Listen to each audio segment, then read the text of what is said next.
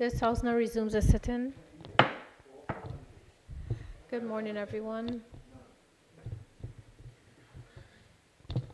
I recognize the Junior Minister for Culture, Honorable Lusaj Smith.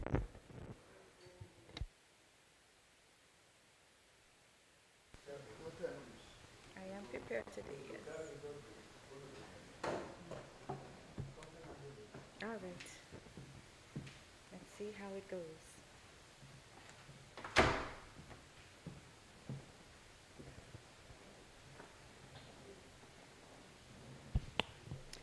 Thank you, Madam Chair, Madam Speaker, for this opportunity to make my contribution to the debate of this very, very important matter, the 2022-2023 Constitutional Review Commission report.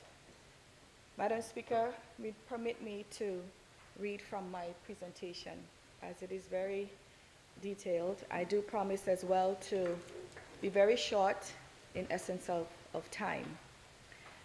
I would like to join my colleagues who presented their contributions before and extend a heartfelt thank you to the chairman, Mrs. Lisa Penletsum, and all the members of the Constitutional Review Commission Committee for the thorough job they did in completing this report and in a timely manner.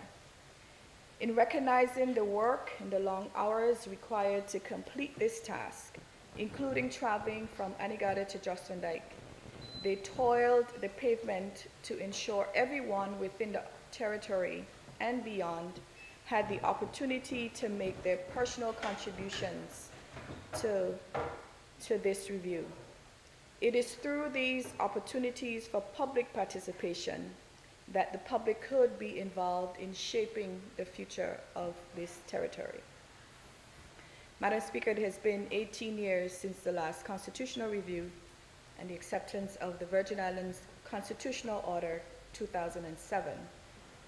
Therefore, for us as a small territory, it is very important that we go through this constitutional review this year, which is extremely significant.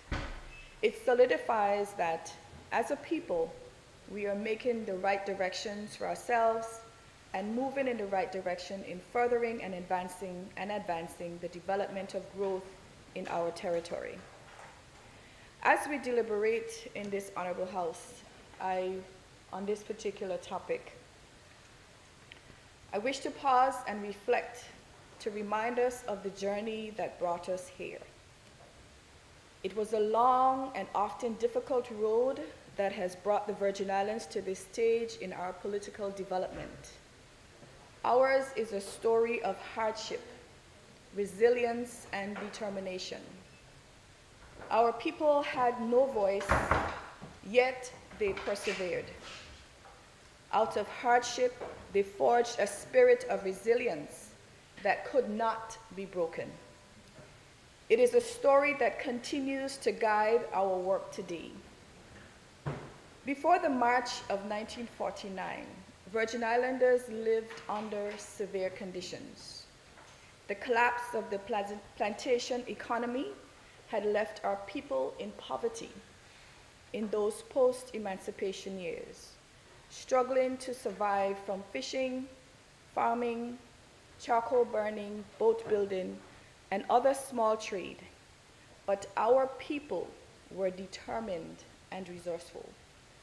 Roads were few, schools were inadequate, and health services were virtually non-existent. The colonial administration saw us as insignificant, and for nearly half a century, from 1901 until the restoration of our Legislative Council in 1950, we were stripped of our political voice. Yet, Madam Speaker, our people endured. They built strong families, strong churches, and strong communities.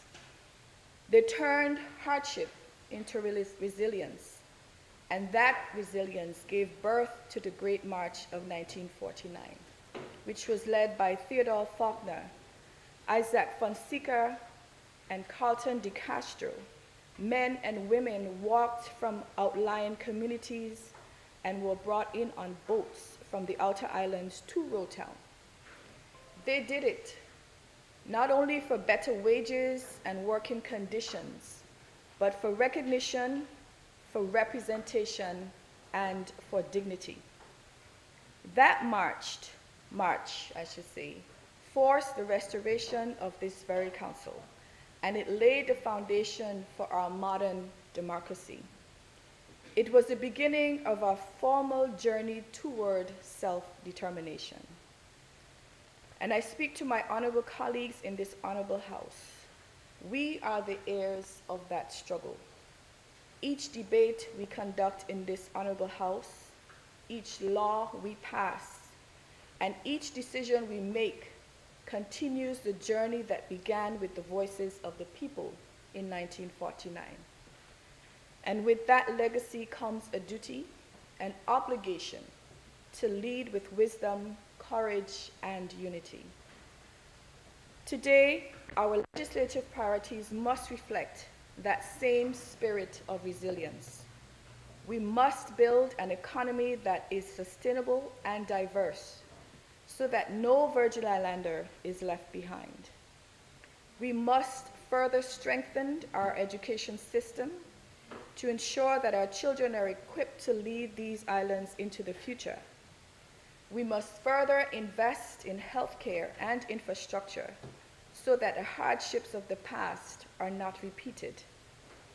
And we must further advance good governance and transparency, because true self-determination can only be sustained on the foundation of accountability and trust. Madam Speaker, the March of 1949 teaches us that self-determination is not a single act, nor a destination. It is a continuing journey. Our forebearers walked that road with courage, and it is now our solemn duty to carry it forward.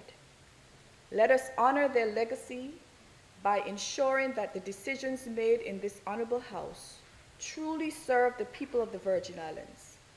Let us remember always that self-determination is not merely the freedom to govern, but the responsibility to govern wisely. Madam Speaker, and my honorable colleagues, the journey continues. May we walk it with the same resolve, the same resilience, and the same vision as those who marched in 1949. I continue, Madam Speaker, by referencing three accounts of our history where, in my view, and I'm sure the history will tell us, that self-determination didn't just start in 1949 with the march. It was prior to that, of course. And I'll be looking at three events that took place, including the March of 1949 and after.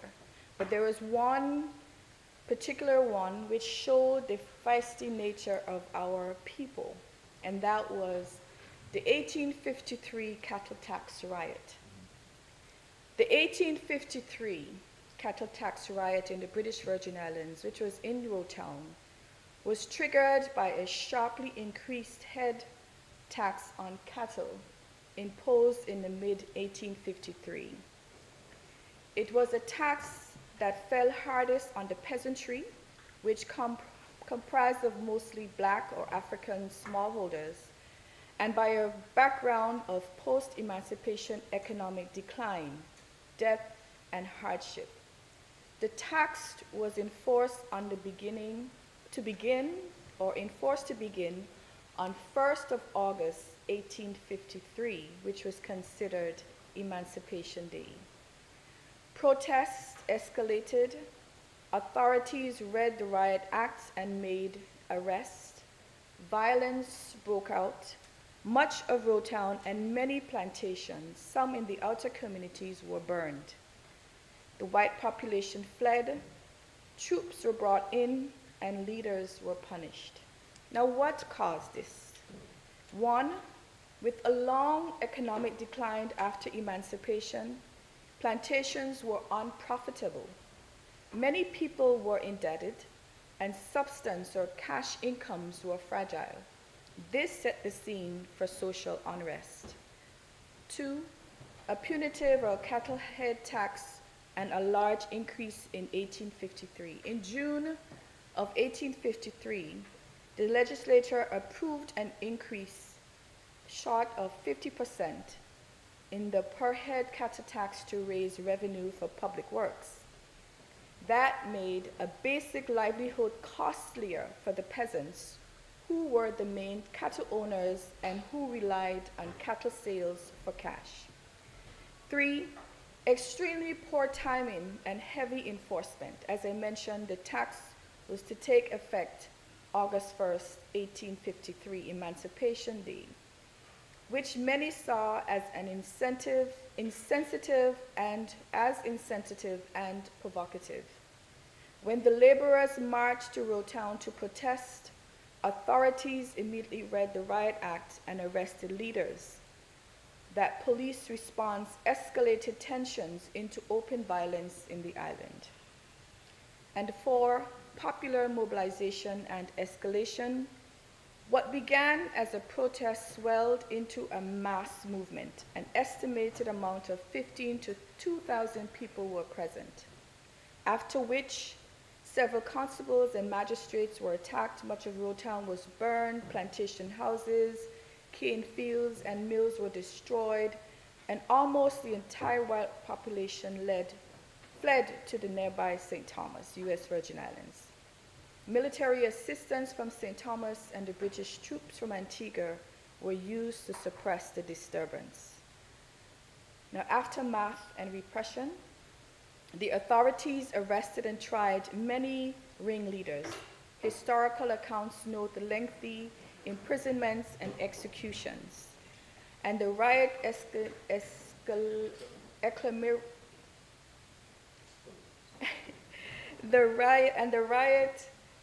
accelerated the withdrawal of many white planters and a longer political shift in the islands. Crown colony arrangements followed shortly after. Now, why did the cattle tax matter? For the peasantry or small farmers of the BVI, the cheapest, most reliable way to get cash was selling cattle and related produce at that time. Now, a per head tax directly reduced the smallholders' ability to earn and survive. Coupled with droughts, debt, falling sugarcane profits, and limited political voice, the tax was perceived not just as financial burden, but as an attempt to control and subordinate recently freed people. Now, what happened after in terms of governance and political development? The 1853 cattle tax riot had long-standing political and governance consequences in the Virgin Islands. It did not end with burned plantations. It changed how the colony was administered and who had authority.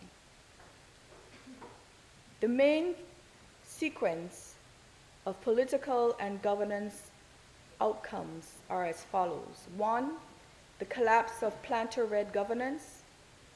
Point 1 is before 1853, local government was dominated by white planters through the Legislative Council, though by then most plantations were unprofitable.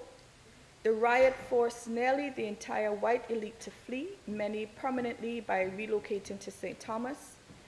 With their estates destroyed and little confidence in their safety, the old planter class effectively withdrew from political life.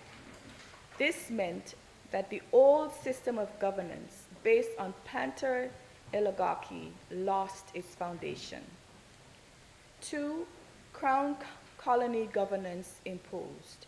After the riot, Britain concluded that the local assembly was ineffective and no longer represented stability. Therefore, in 1867, the Virgin Islands were formally made a crown colony, governed directly by the governor of the Leeward Islands based in Antigua. The Legislative Council was suspended and later abolished, reducing local political power. This was part of a broader imperial pattern. Britain withdrew representative government when local elites collapsed, especially in small islands. And three, there was a long period of administrative neglect. With the planter class gone and Britain uninterested in heavy investment in the Virgin Islands, the Virgin Islands became a neglected colony. Administration was minimal, usually run by stipendiary magistrate or commissioner reporting to the governor in Antigua. This meant local residents had little to no political voice for decades. The islands stagnated economically and politically, with governance essentially managed at arm's length. For seats for future self-determination, ironically, the collapse of planter power in 1853 removed the main group that had blocked the political participation of the majority of black population. Over time, this left a vacuum that allowed the development of new political voices, though very slowly. But by the 20th century, the memory of 1853 was part of a longer tradition of protests, showing that ordinary Virgin Islanders could force political change. In summary, the 1853 riot destroyed planter-led representative institutions, but pushed the BVI into direct crown colonial rule, leaving it politically voiceless, but also free for planter domination. It ushered in nearly a century of neglect, but also created the conditions for a more popular grassroots political movement that emerged in the 20th century. Now, this is where the other form of resistance was exhibited through the Positive Action Movement by Noel Lloyd and members. This is the second historical event that we could relate to. The Positive Action Movement, PAM, of 1968 in the British Virgin Islands grew out of deep dissatisfaction with governance, economic inequality, and a lack of true political participation despite the limited constitutional reforms of the 1950s and 1960s. It is often remembered as the spark that awakened a new generation of Virgin Islanders to demand more direct representation and local control. Now, the causes of the Positive Action Movement, economic frustration is one of them. Tourism, offshore finance had not yet developed strongly, and the economy was fragile. Many Virgin Islanders felt left out of opportunities, while others and a few elites dominated trade, landholding, and commerce.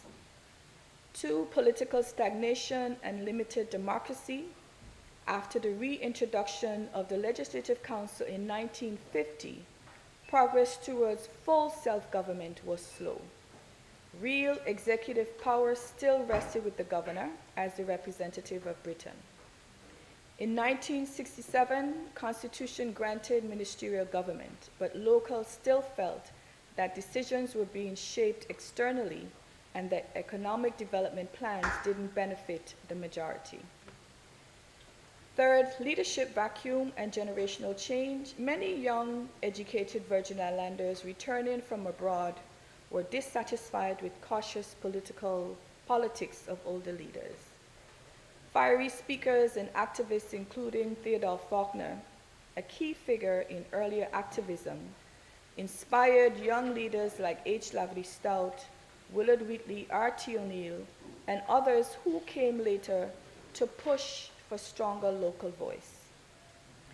Regional and global context, the 1960s were a period of Caribbean nationalist movements, including the independence of Jamaica and Trinidad, Black Power uprising, etc.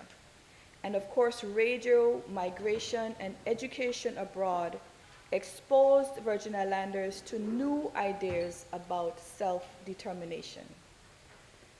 Now, what did the locals gain or benefits from the positive action movement? It raised political consciousness.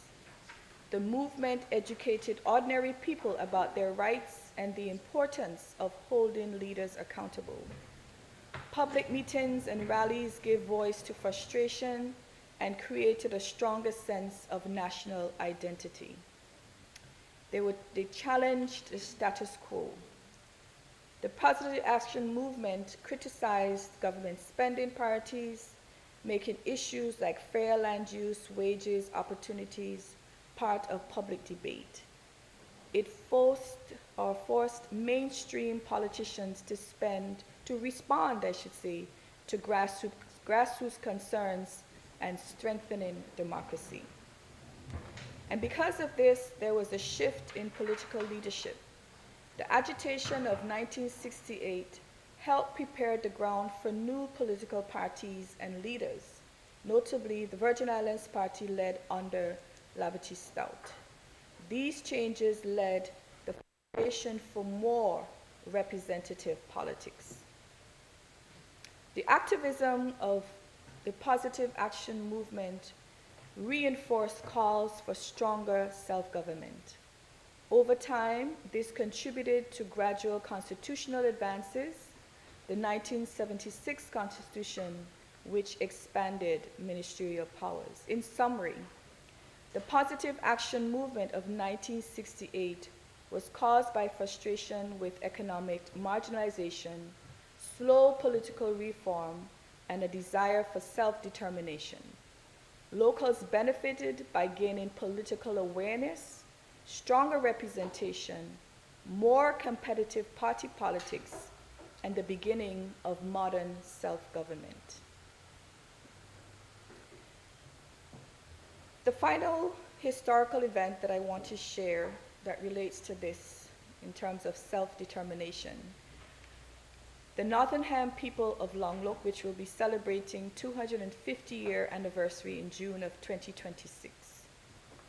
The Nottingham Free Community is one of the most important early examples of freedom and land ownership for people of African descent in the Virgin Islands.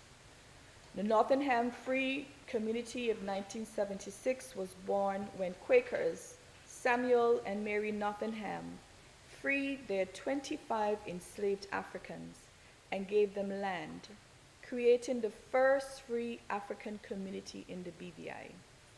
It provided land, freedom, self-sufficiency, and dignity decades before 1834, laying a foundation for our African ancestors to progress.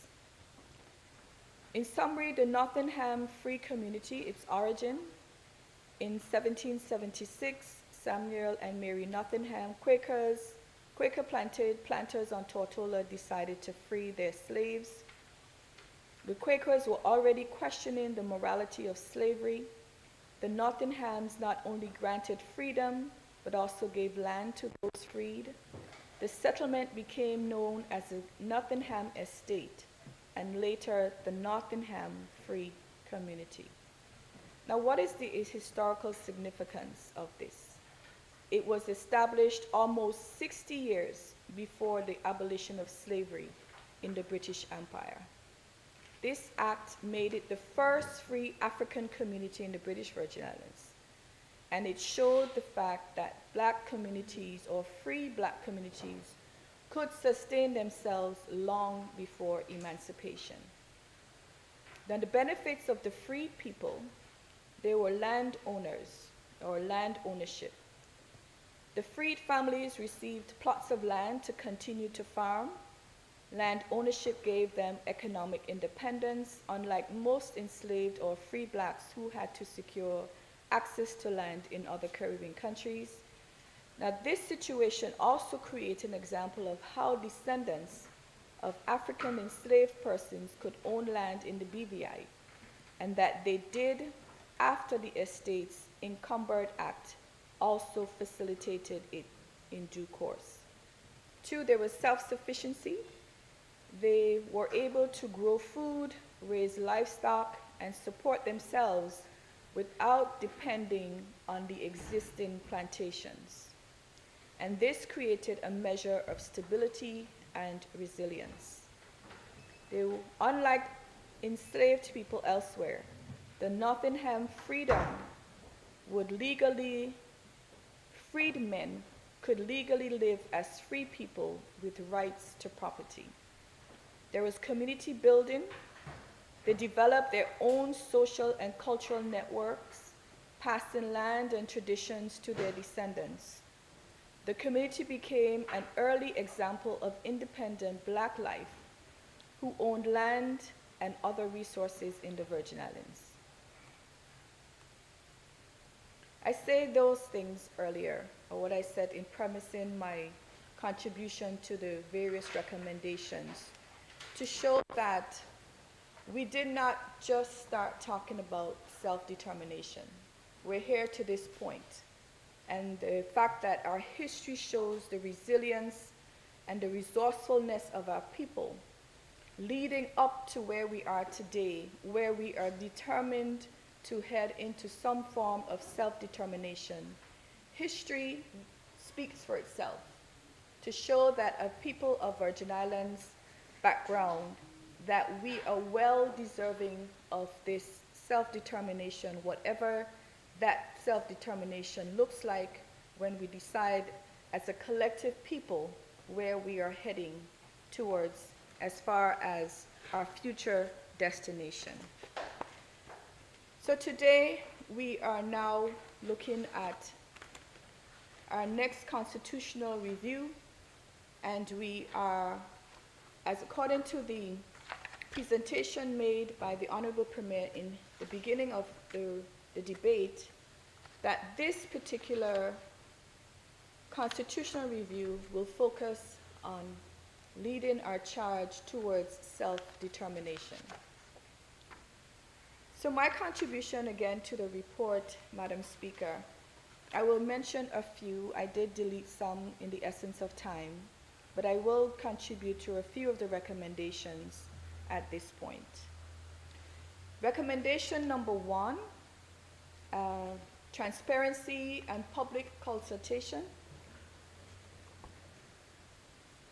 where this particular recommendation is referring to all hearings and meetings of the House of Assembly should be held in public, and where there are annual reporting and accounting requirements and government departments, those time frames must be strictly adhered to in order to support scrutiny by the House of Assembly. And every opportunity for public consultation should be utilized during the legislative process, in particular ensuring the publication of all bills prior to debate. Now, I am in support of this particular recommendation. However, because I agree to give in regard to representative democracy, accountability and transparency and public participation, but I am not particularly in agreement that all hearings and meetings be held in public. But I do support making all changes public at the time when the bill is being finalized. It could be during the wrap-up of the presenter of the bill, or it could be done in a different format. We have a lot of social media available that we could possibly create a website that could, if there's one already, we could use a website that could share the information immediately after decisions have been made. Recommendation number 2, junior ministers, which has been exhausted by other presenters, but as a junior minister, I feel it compelled to say how I feel. Now, I do not support the recommendation of abolishing the position of junior ministers. Junior ministers do serve a great service, though in the capacity of assisting substantial ministers with their duties, and in this case, the 2 junior ministers are assisting the Premier with areas, in my particular area, tourism and culture, and the other junior minister in financial services. However, I don't really feel that junior ministers are or treated equally, but I don't mean it in a mean way. Junior ministers don't have full authority in a sense, because we still have the overarching minister responsible for the areas. Despite the title of junior ministers do work as hard as ministers, as it was suggested in switching the title from yes, I do believe. I'm hearing the grumbling from my colleagues, but junior ministers do work as hard as ministers despite having the full support of a team. And we work just as hard, yes. It was suggested switching the title of junior minister to minister of state. I don't have an issue with that. However, to me, it's just business as usual. But I do recommend that junior ministers or minister of state should be given more autonomy, more power, and more decision-making responsibilities. And I also believe that this should be done in writing, that once the junior minister or the minister of state is given the areas of responsibility, they should be given an instrument in writing outlining their responsibilities, what they can do and what they cannot do. We talked a bit about recommendation number 3, bicameralism. And the recommendation is stating that there should be no change to the Constitution to provide for a bicameral House at this time. I agree with this recommendation of no change to the Constitution, and I would add, of course, at this time. There will be a time when this system is necessary. And bicameralism is a system of government where the legislature is divided into 2 separate assemblies, chambers or houses. The 2 houses have different powers, different terms of reference, and different methods of selection. Now, there are pros and cons of this system. Pros being checks and balances, where both houses have to approve a bill to become law through deliberation, thorough deliberation with the 2 houses. With the 2 houses, legislation goes through 1 or more thorough and deliberate review of process. Now, there are a little bit of cons in terms of, because it have to go through both houses, it could be a slower process. Having to go through 2 houses can significantly slow down the legislative process. And of course, there's cost, and duplication could be another hindrance. Cost maintaining the separate bodies with their own members, staff, and facilities, which is more expensive than a single chamber system. In the meantime, we could improve our single chamber system by improving the quality of a House of Assembly debate and accountability, and improve parliamentary procedures, which we are working on. Recommendation number 4, use of referenda. I agree with this recommendation that there should be no amendment to the Constitution to provide for the introduction of people-initiated referenda at this time. I also agree that the Territories Referendum Act of 2002 is sufficient to allow for advisory referenda to be held within the framework of a plenary law-making powers of the legislature. Recommendation number 6, term limits for the premier. The recommendation to limit the term limit of premier is not in my support, Madam Speaker. I agree that the small pool of eligible candidates poses a problem with this concept, and I agree with the Commission that there are alternative ways to deal with this issue. And moving right along, recommendation 15, increased number of ministries. I fully endorse the idea of creating a 6th ministry, or even if it's necessary, a 7th ministry. Despite the financial implications, because of course if you do increase these ministries, there's a financial cost. These additional ministries will certainly increase the efficiency of government, I believe. For example, removing some of the areas from the Honorable Mayor would be ideal. He does have a lot of areas to cover. And I believe as the premier and leader of the territory, he or she will need the time and flexibility to run this country and not be bogged down with day-to-day operations of government, because you're stretching him a little, or her, whoever that may be, into stretching their time a little thin. And as premier and leader of the country, the premier should not have to deal directly with all the areas he currently has. At least a sixth ministry would allow for efficiency, transparency, and further accountability.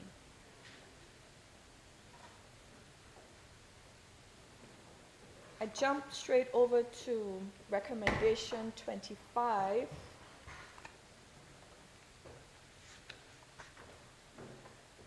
And this recommendation calls for the regulation of election campaign finances.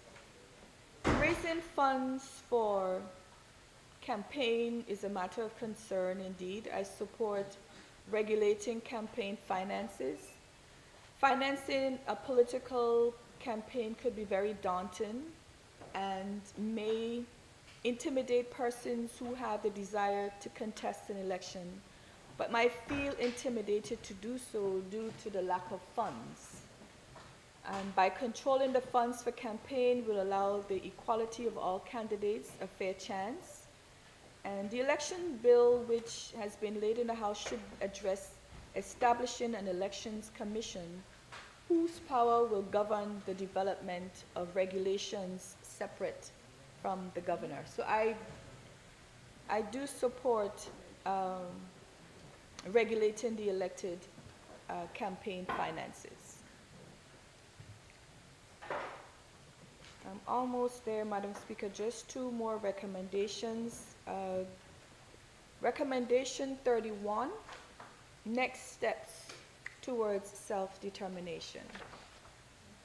Based on what I presented in my earlier presentation this morning, looking at the history of leading towards the actions or the events, historical events that took place in our territory, that we could consider the foundation to our self-determination. I am in full support of self-determination of this territory, our beloved home where we thrive and live. And recommendation 31, in my view, supports it too, based on what I read, because I didn't see any consenting or any disagreement with self-determination. What I did see was that this recommendation gives some ideas as to how we should move forward with the next steps towards self-determination. So it is agreed that we should be moving towards self-determination. One is education. Yes, I agree that we should educate our people, the education being the top of the list of recommendations under the terms of reference.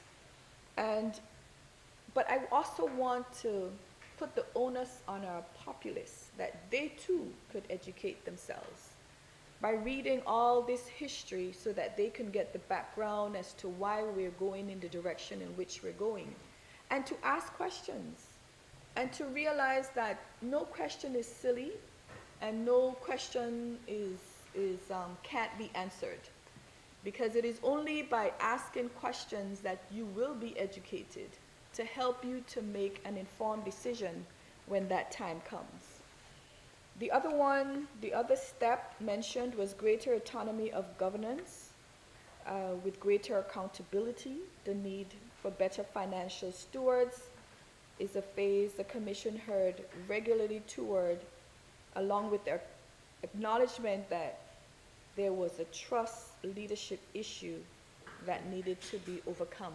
And I agree that we need to inform the public a bit more and be a little bit more creative. Yes, the Gazette is there, but who knows how to access the Gazette? Who knows how to really realize that the Gazette is a document that gives a lot of information. So we need to find a way to find different ways to reach the levels of our communities, and to talk about all the things, all these recommendations that we are putting forward.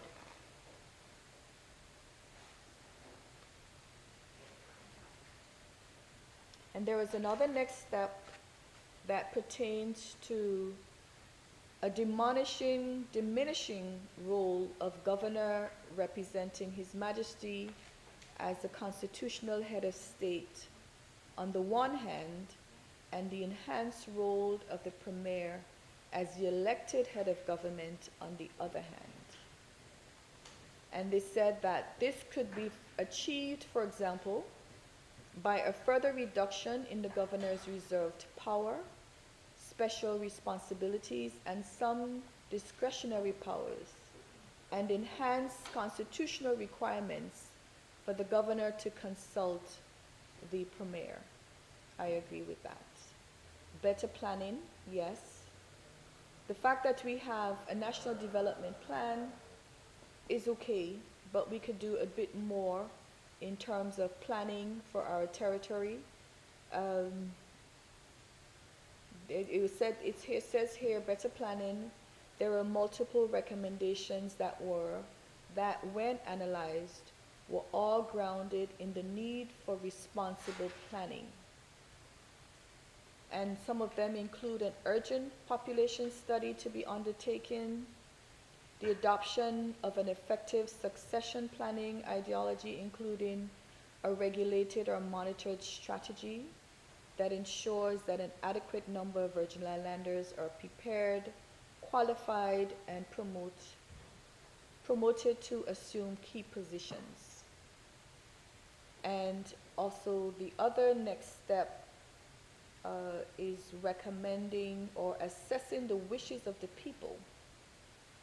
This is noted as another notable recommendation from the public, was for mechanisms to be put in place to accurately measure the wishes of the people of the territory on self-determination,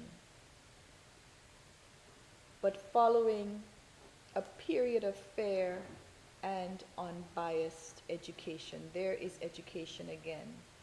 And they recalled, of course, the United Nations General Assembly Resolution 1541 requires such a process to be informed, to be an informed one.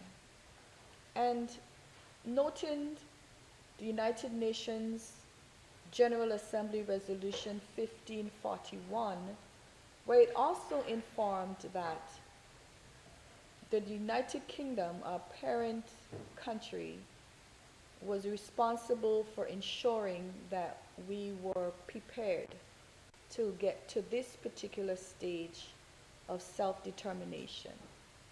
But in my view, our people have led us to this, looking at our history.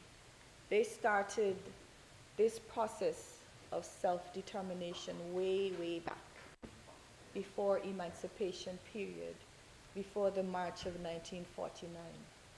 They started the process of self-determination with their resilience and their resourcefulness, and shaping what a Virgin Islander is today. It is out of our history that the Virgin Islander was formed.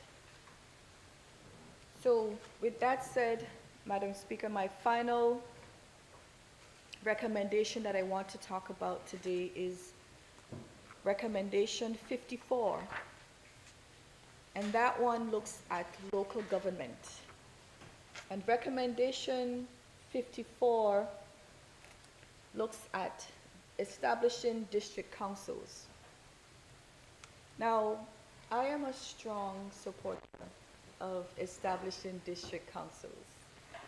And I believe that district councils would help in governing our territory. And I would be the first one to recommend, if the people would have it, establishing the first district council in the 4th district because of its makeup. There's a lot of businesses, it's the capital, and a district council, in my view, would help. And of course, the purpose of a town council or a district council is to provide a direct and localized form of government or governance to enhance the needs of the community it serves. And there's a lot of needs in the 4th district.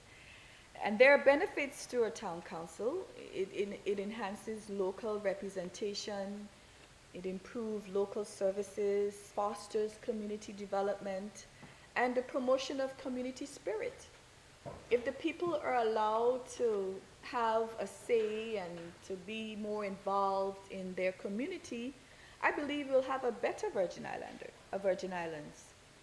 And the structure of the council, there are varied structures of what the council could look like, but at the end of the day, it will be a unified effort as to what the council should look like. It could be in the form of a chairman of the council or a mayor, like in some countries they have mayors in these councils, of course made up of different administrative staff to assist with the role that has to be carried out, the functions that have to be carried out.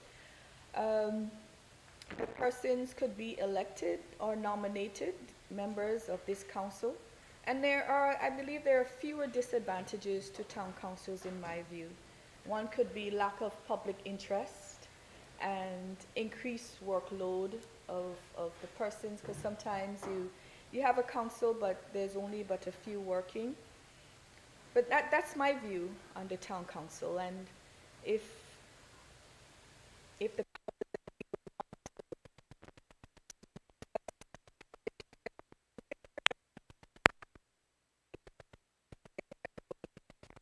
why I'm smiling.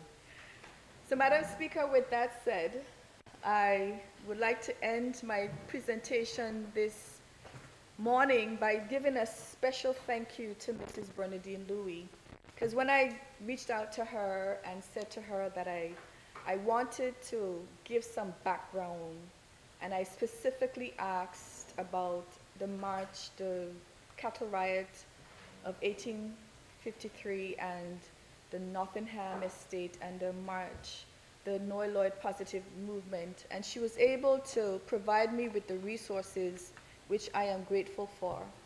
There's the book, I would recommend it, The March of 1949, The Restoration of the Virgin Islands Legislative Council, which is done by herself, Mrs. Bernadine Walters Louis and Ms. Gabrielle Skelton Bardot. I suggest persons add this to their library.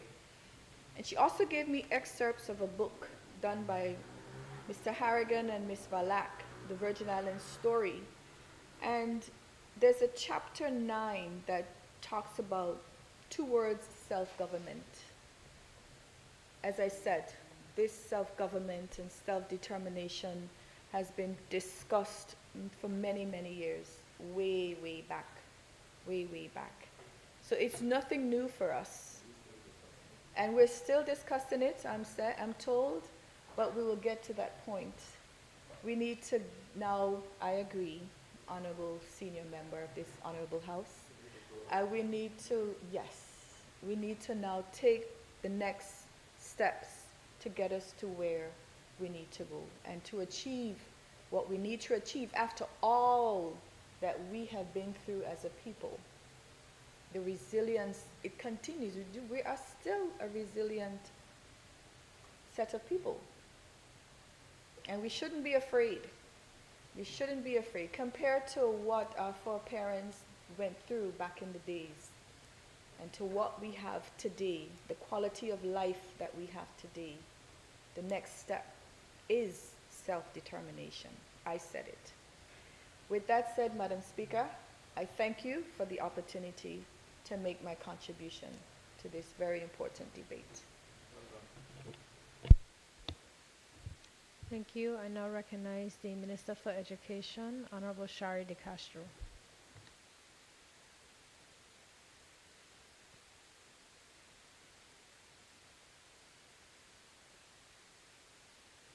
Lend my voice to this debate for the constitutional review. It has been a long time in coming.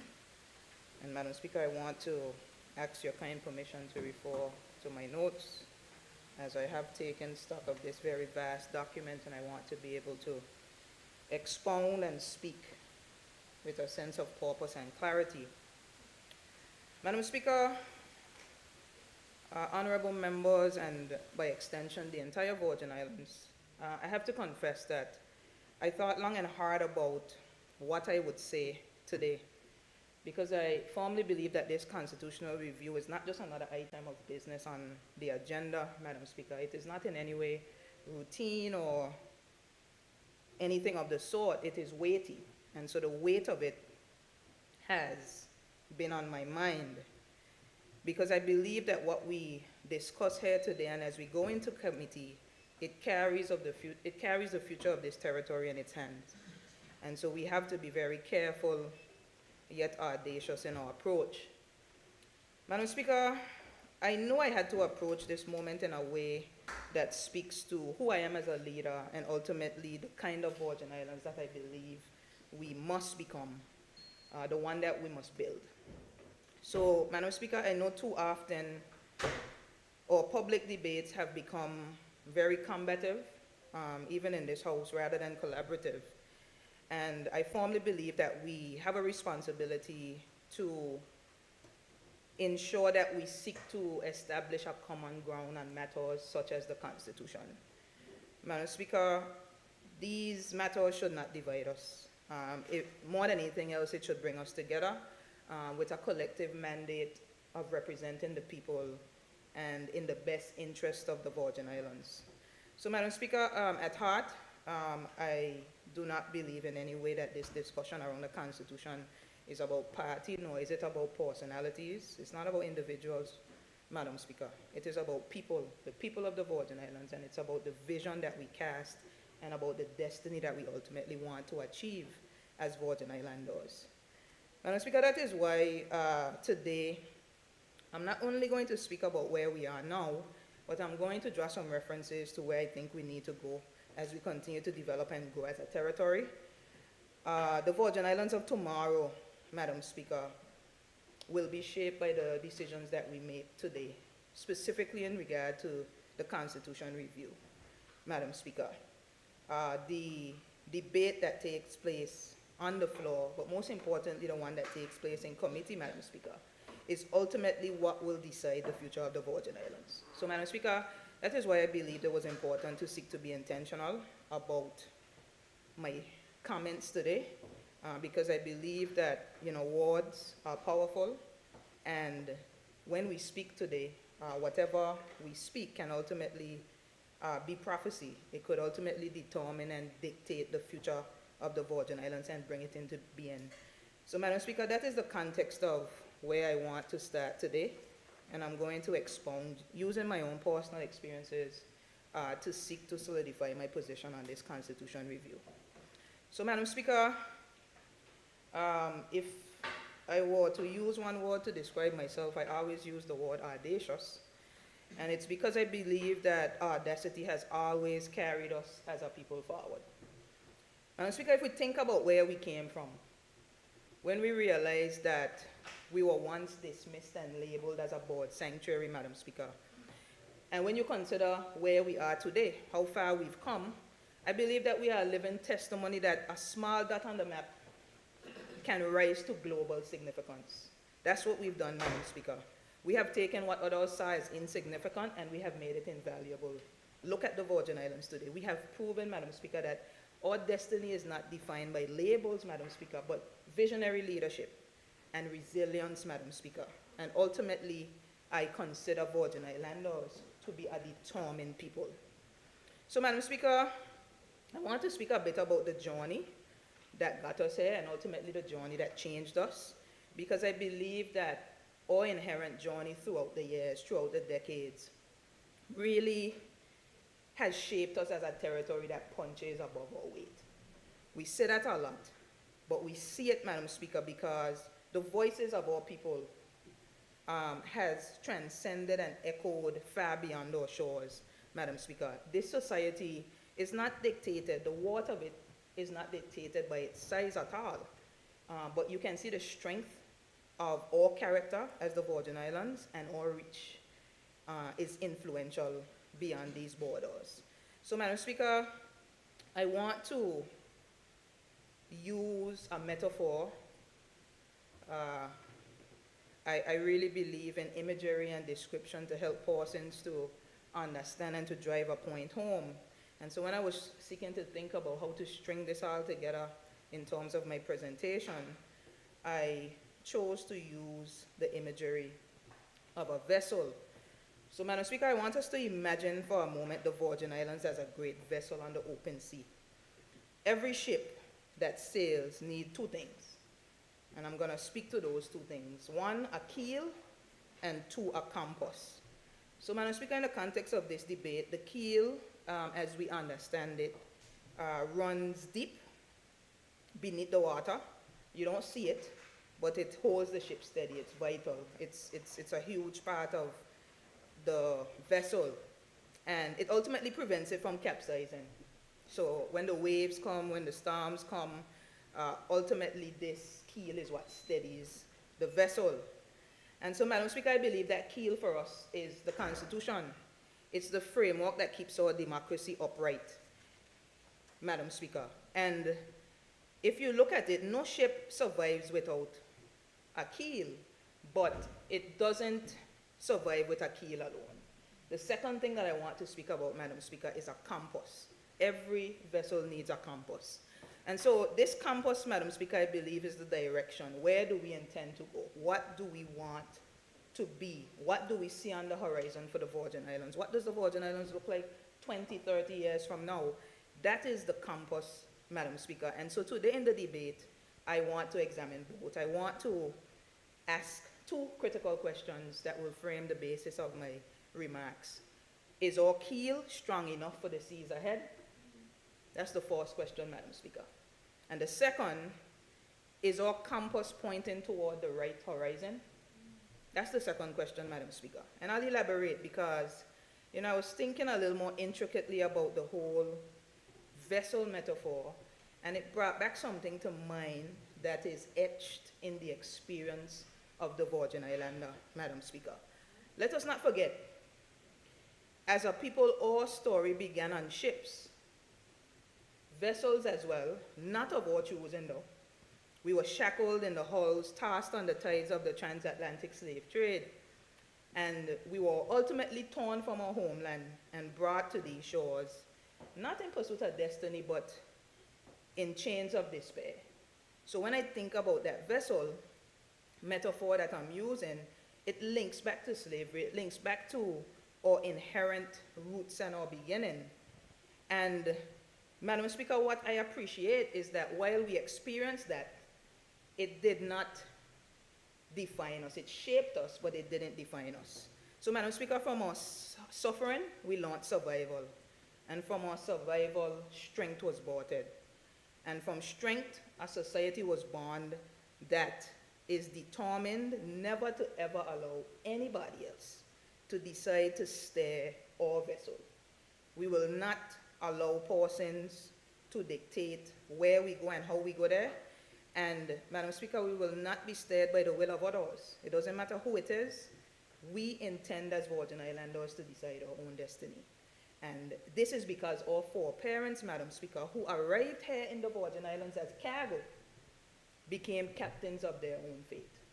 Madam Speaker, I think of the poem Invictus and the reality of what it means in the context of my leadership. Out of the night that covers me, black as a pit from pole to pole, I thank whatever gods may be for my unconquerable soul.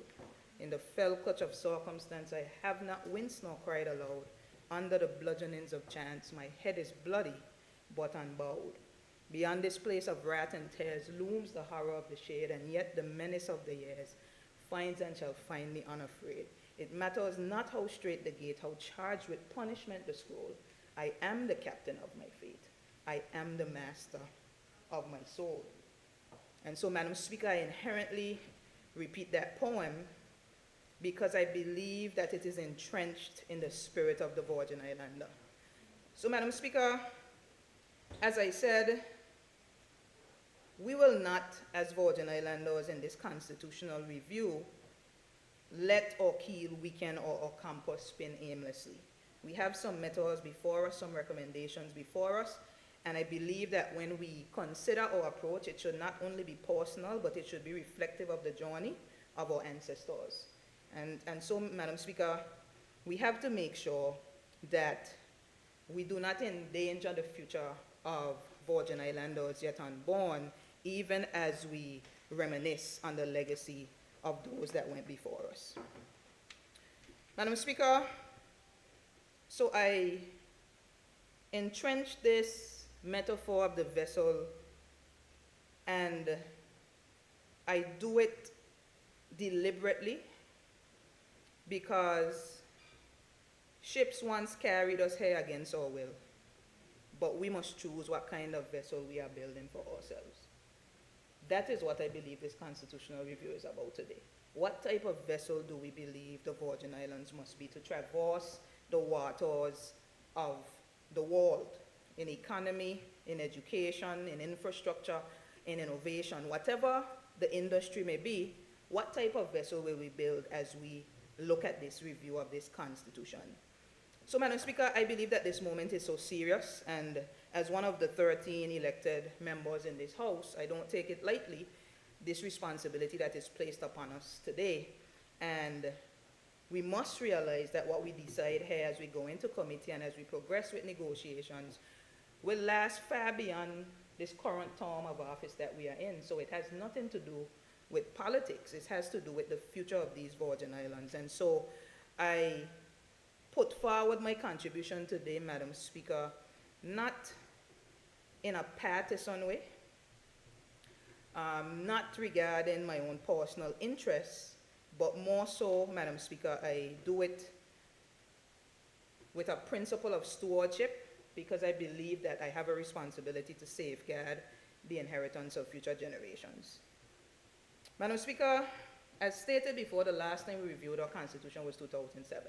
So that's 18 years that has passed, and you know, we see a rapidly changing world around us. We see that economies have shifted, technologies have transformed, Madam Speaker, and when you consider global politics, it has ultimately moved in unpredictable directions. I don't believe any of us thought we would be here when we look at world politics.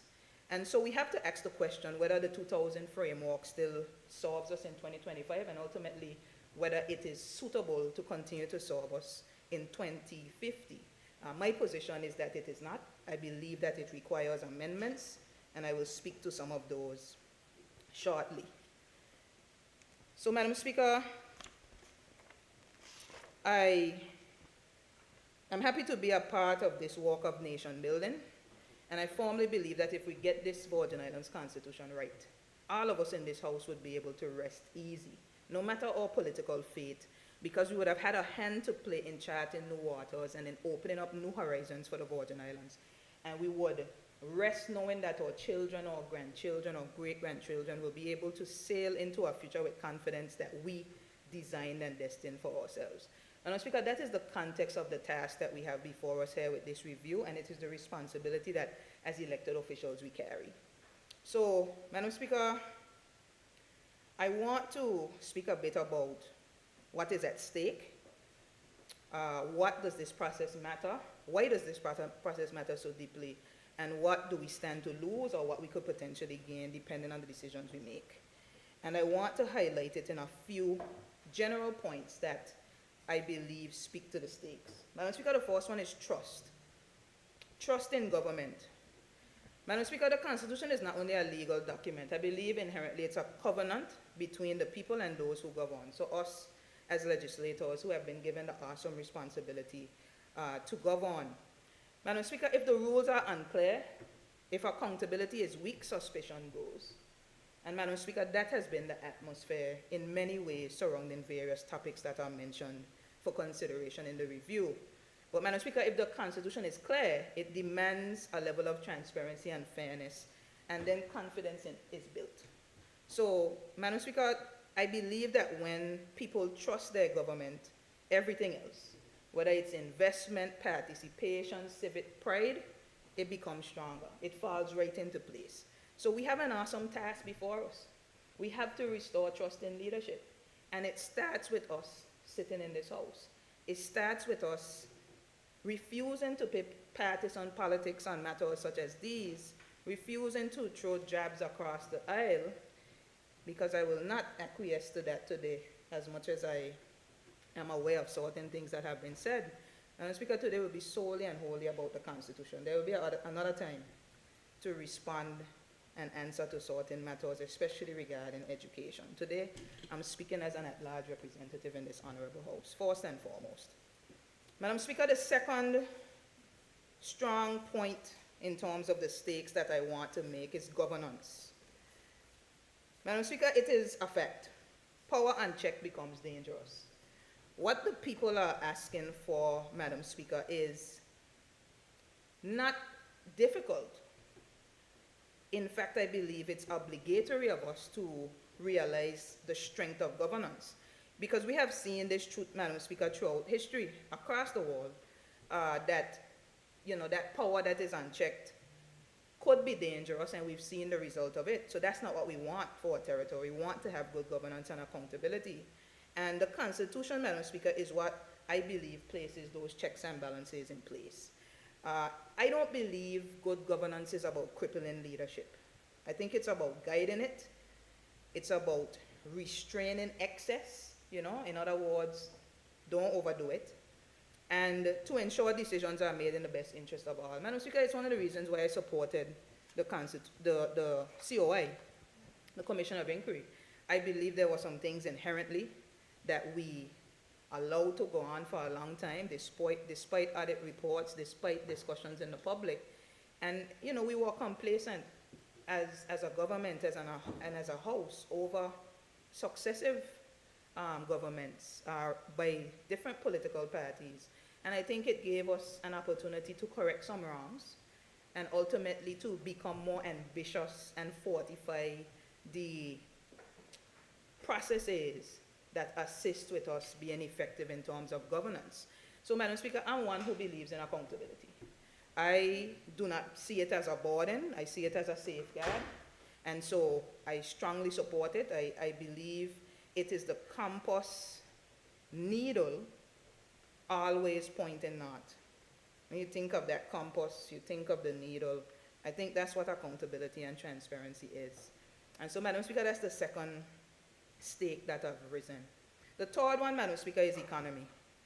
So we talk about this constitutional debate, and where we speak about the governance and the house and the structures, ultimately what we decide to do here today will impact the economy.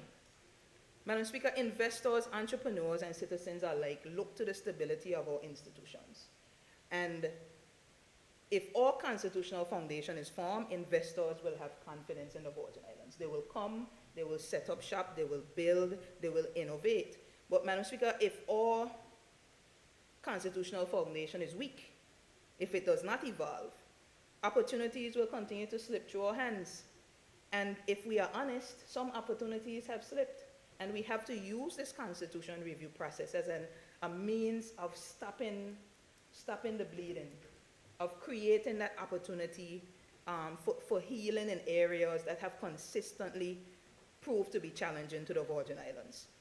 So, Madam Speaker, I don't believe it is only about attracting outside capital. I think that's a part of it. Once we speak about economy, investment, that's a part. But most importantly for me, Madam Speaker, it's about giving our own people the confidence to innovate, to create, and to diversify. That's a part of what this constitutional review ultimately endeavors to do, because the future prosperity of these islands is tied directly to the strength of its governance.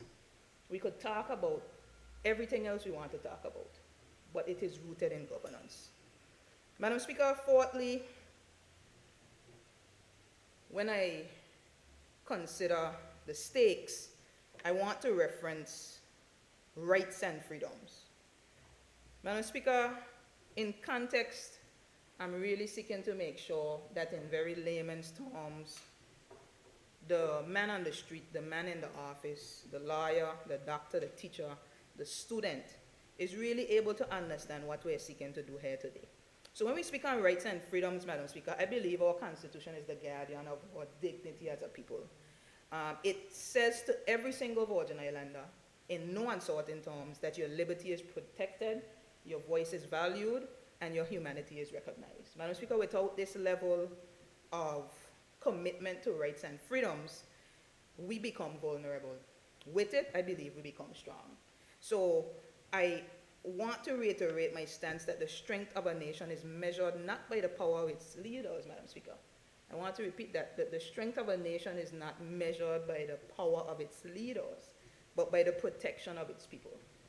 So this constitution review is ultimately us as leaders shrinking in terms of the level of power we seek and seeking to establish the rights and freedoms of Virgin Islanders so that they can feel strong and that they can get the requisite support and redress that is needed.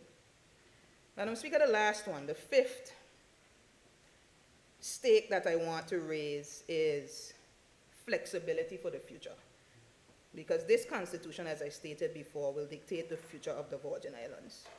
Madam Speaker, if it's one thing hurricanes, Irma and Maria told us and taught us, a very hard lesson that we will never forget, is that we cannot predict what storms or opportunities the next decades will bring.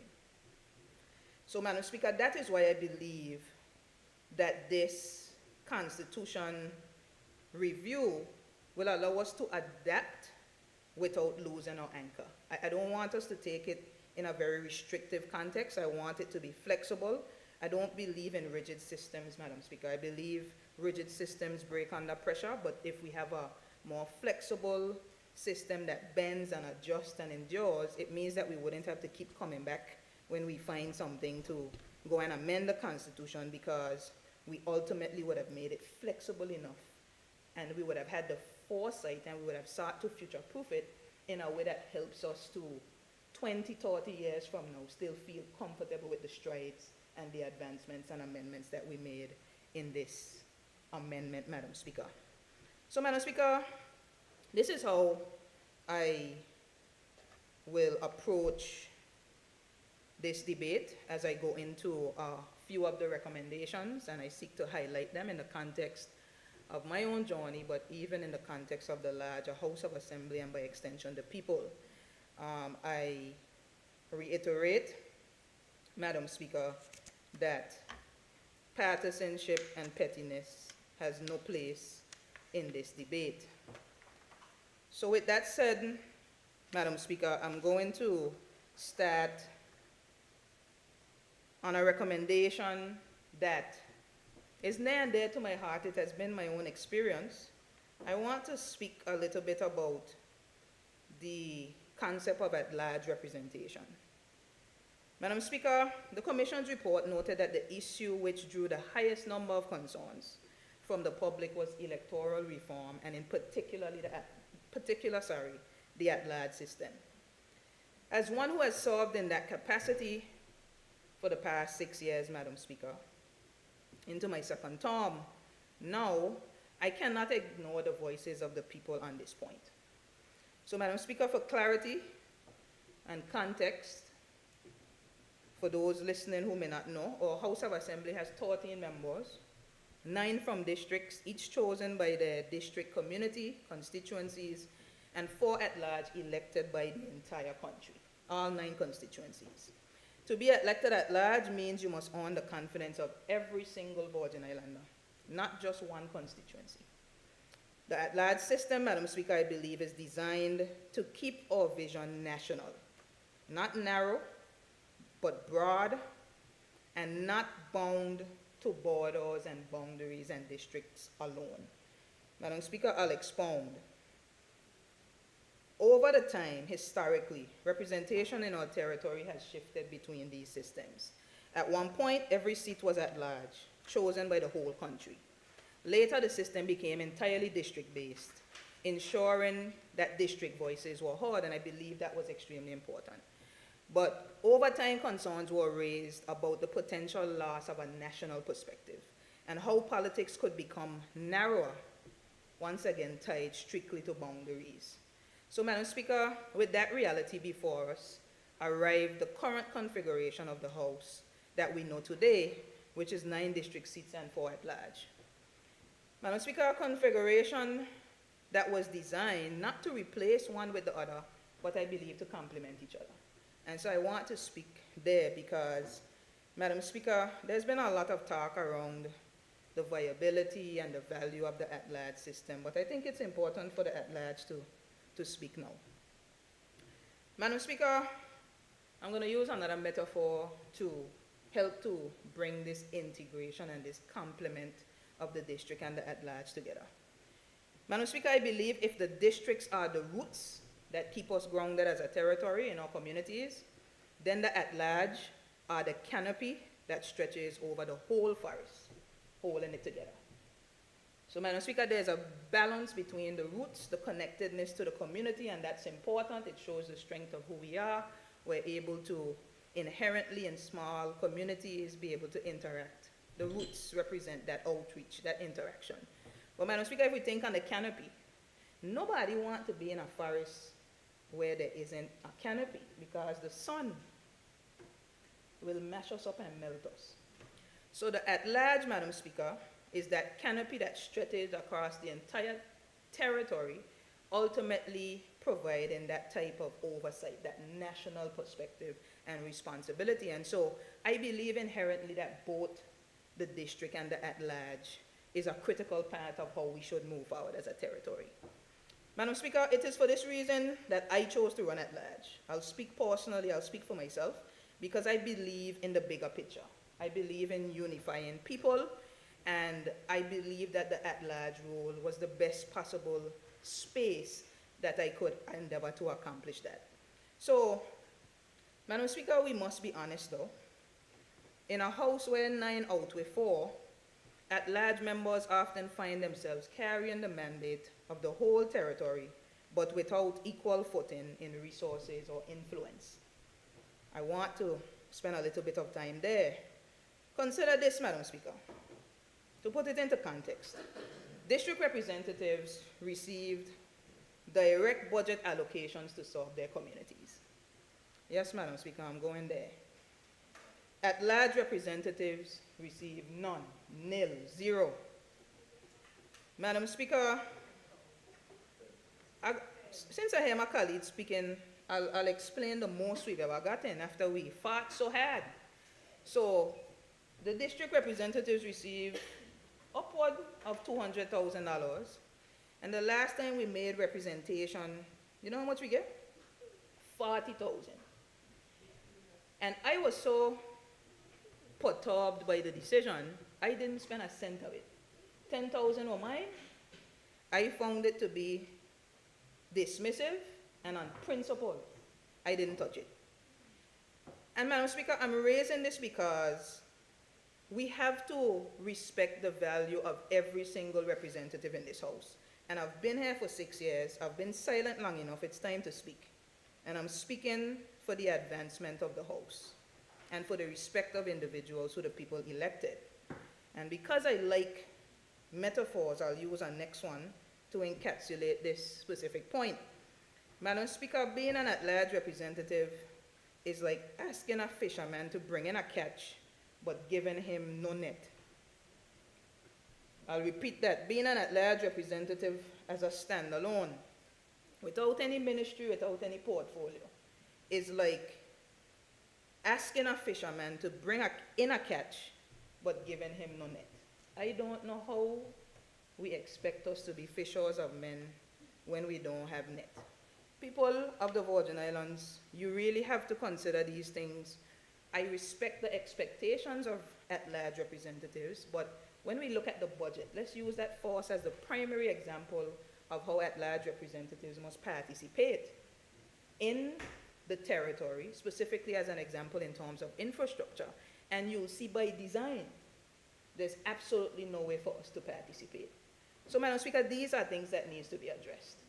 They will speak to the reality that more work will be done across the territory. And I'll get a little deeper into some of the challenges there. Madam Speaker, I'm still on the at-large system because there's a whole lot about the at-large system referenced throughout the recommendations. Madam Speaker, everything I just explained, I believe the people themselves have seen it. And this is why the Commission recorded their concerns clearly. There were questions of fairness, questions of equality, questions of whether the national perspective is properly valued. But the voices of the people, Madam Speaker, in the Constitution report, it was not calling for the at-large to be discarded. They were calling for it to be strengthened, for its true purpose to be recognized. And so, Madam Speaker, in this context, I'll explain the parts of it that I agree with, and I'll also explain why I understand the petition for more. Madam Speaker, let me also place everything that I've said within the context of the system that we operate in. Madam Speaker, under the Westminster model, government is formed by the political party that commands the majority of seats in the House. So in context, that majority determines who leads as premier, who serves as ministers, and how the work of governance is coordinated. Madam Speaker, it is a system that provides clarity, structure, and stability. People know who will lead upon the potential winning of a party, what direction will be taken because of our manifesto, and how decisions will be made. That is important to me, Madam Speaker. I embrace those aspects of the Westminster system, and I believe that they are important in our current context. But Madam Speaker, for me, I want to further elaborate and say that this is where the value of party politics lies. Madam Speaker, across our region, we have seen cases where governments made up largely of independents struggle to come together around a single mandate, a single vision, a single course of action. Too many voices, too many positions, and no clear national direction. Madam Speaker, the blessing in the party system is that it allows a group of people to unite around a vision, a manifesto, a mandate for the future, and then to work together to deliver it. Madam Speaker, I believe in that structure. I believe we've seen many instances across the region where, whether it was the concept of independence coming together and the challenge that posed, them not being able to agree on specific ideals and policies and legislation and infrastructural works, they just work together in terms of the destiny that they believe to be required for the territory. And even when you see, the reality of potential where you have, a government winning but not demanding the majority of the seats, and then you have many political parties, there has still been a challenge of those parties coming together. And that's why I wanted to explain and express why I believe the whole concept of the Westminster system and the reality of party politics, as much as I know there has been representation made for us to reconsider and to vote individuals instead of party. And I'm speaking, this is the platform by which I'll explain why I say all the way. Because if you are going to have a collective mandate, if you are going to speak nationally on issues, if you are going to get into office and actually be able to action things, it means that you must collectively have a plan going into the election. And that is the benefit of the party system.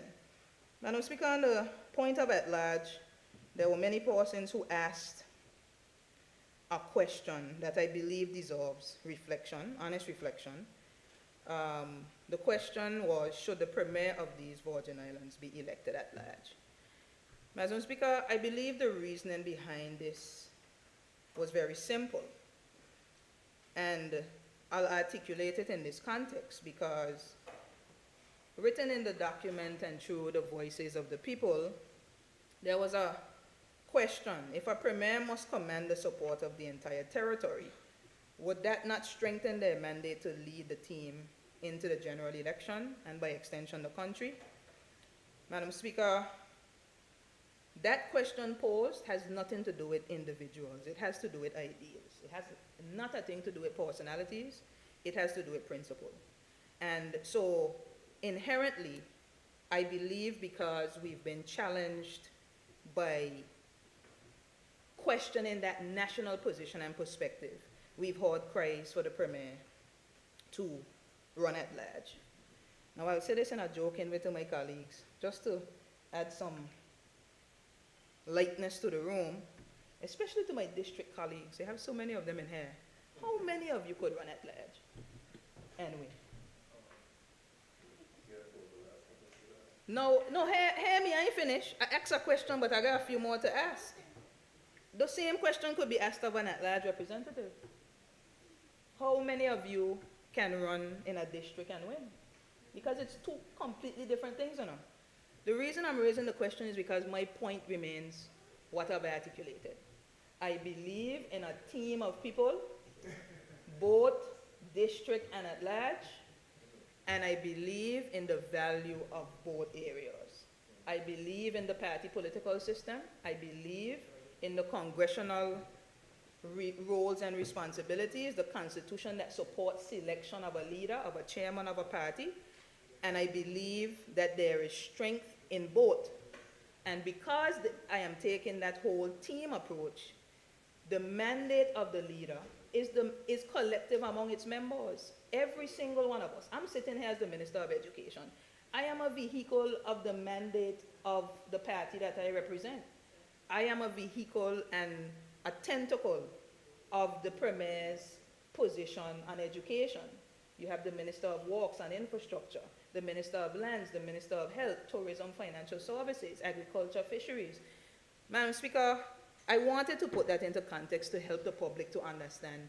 I believe the first step is holding all of us accountable.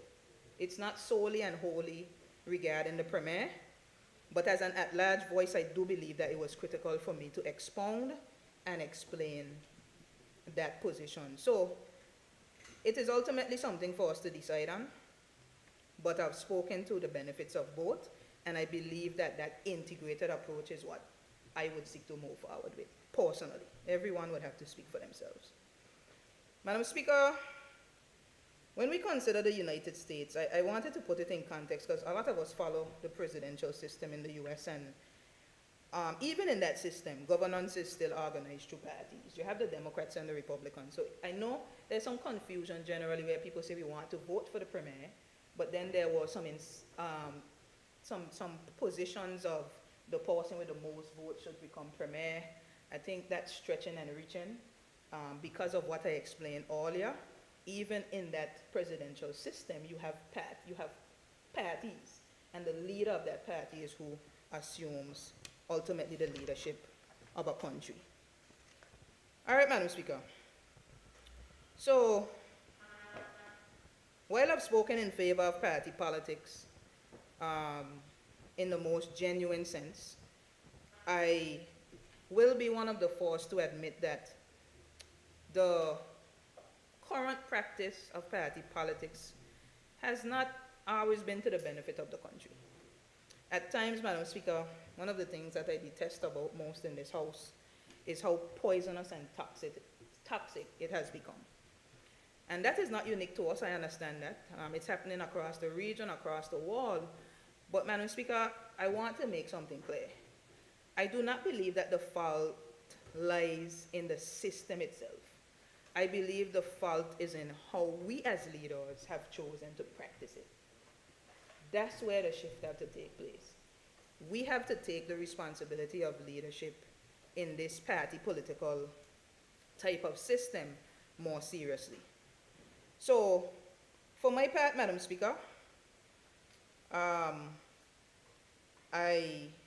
just reiterate on that specific point that I believe that we have to take a more collective and unified approach in this regard.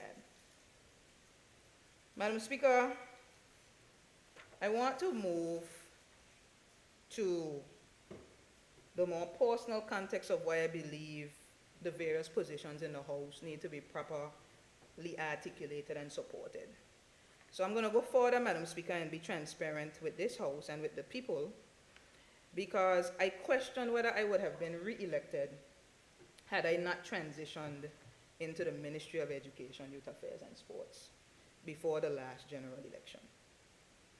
Madam Speaker, some might think that is not an easy admission to make, but it is the truth, categorically.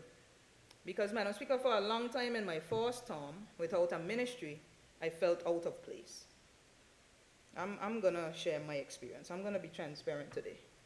At the time, Madam Speaker, in my first term, I held the title of Junior Minister at one point of Trade and then of Tourism.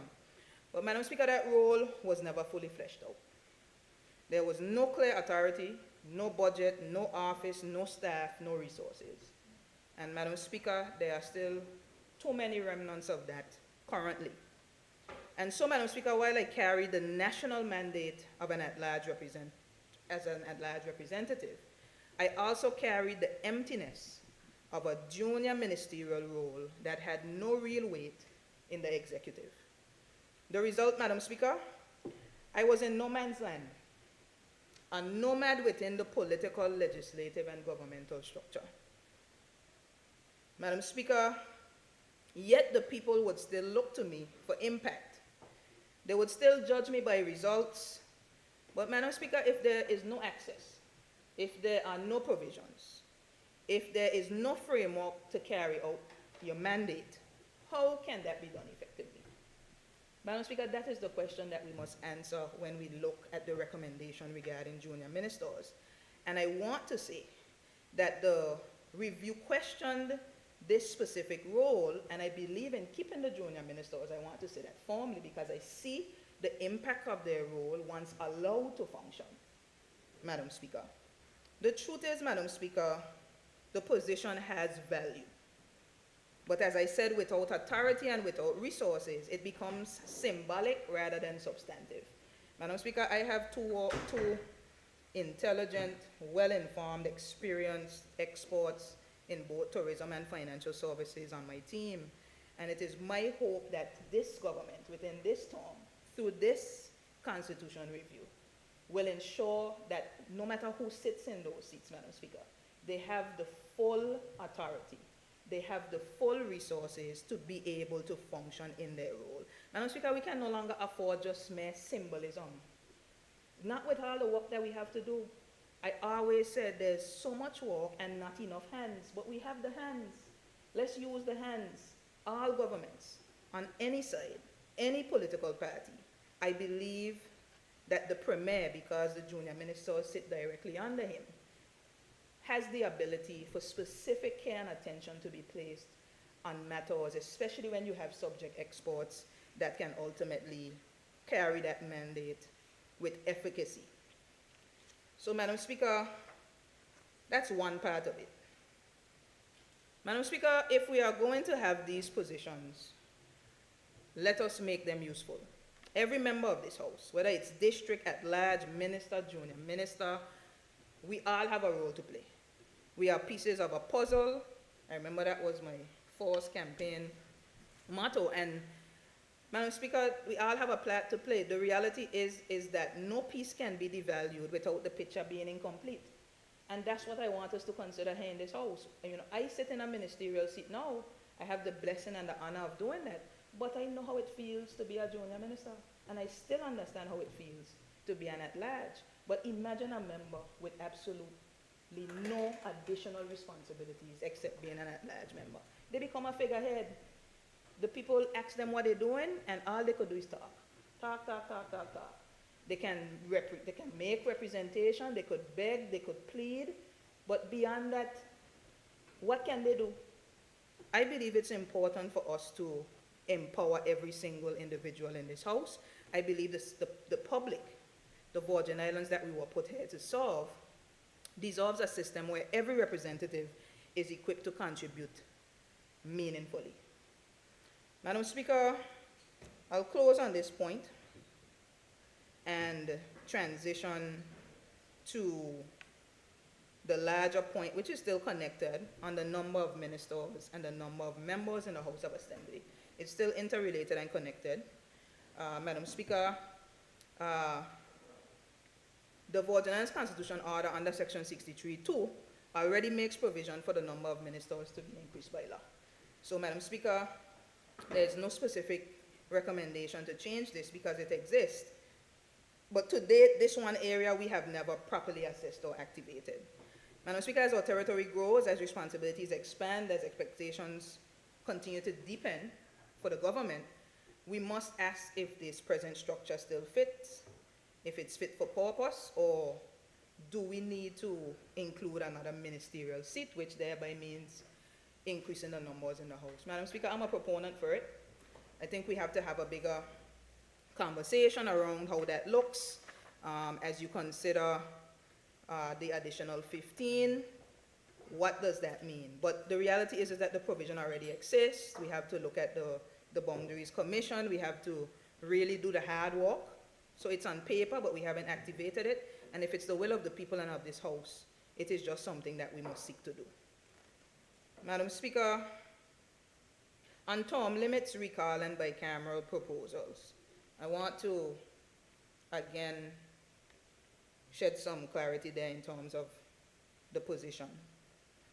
Madam Speaker, those three concepts, term limits for the Premier, recall provisions for elected officials, and the introduction of a bicameral system moving from one House to two, is presented in the report. On the surface, Madam Speaker, these may seem to appear very different in nature, but they're very much alike to my mind. Because at the core of them, they are all about the same thing, Madam Speaker. I believe it's about the people's desire for stronger checks and balances. That's what those provisions are about, checks and balances. Madam Speaker, let me look at term limits first. The call for term limits reflects a fear that power, if left too long in the same hands, may harden into something unhealthy.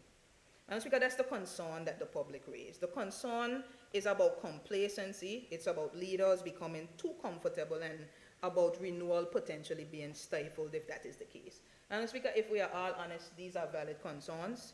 And so, Madam Speaker, I believe we must remember and really reflect on the nature that would have prompted these types of considerations.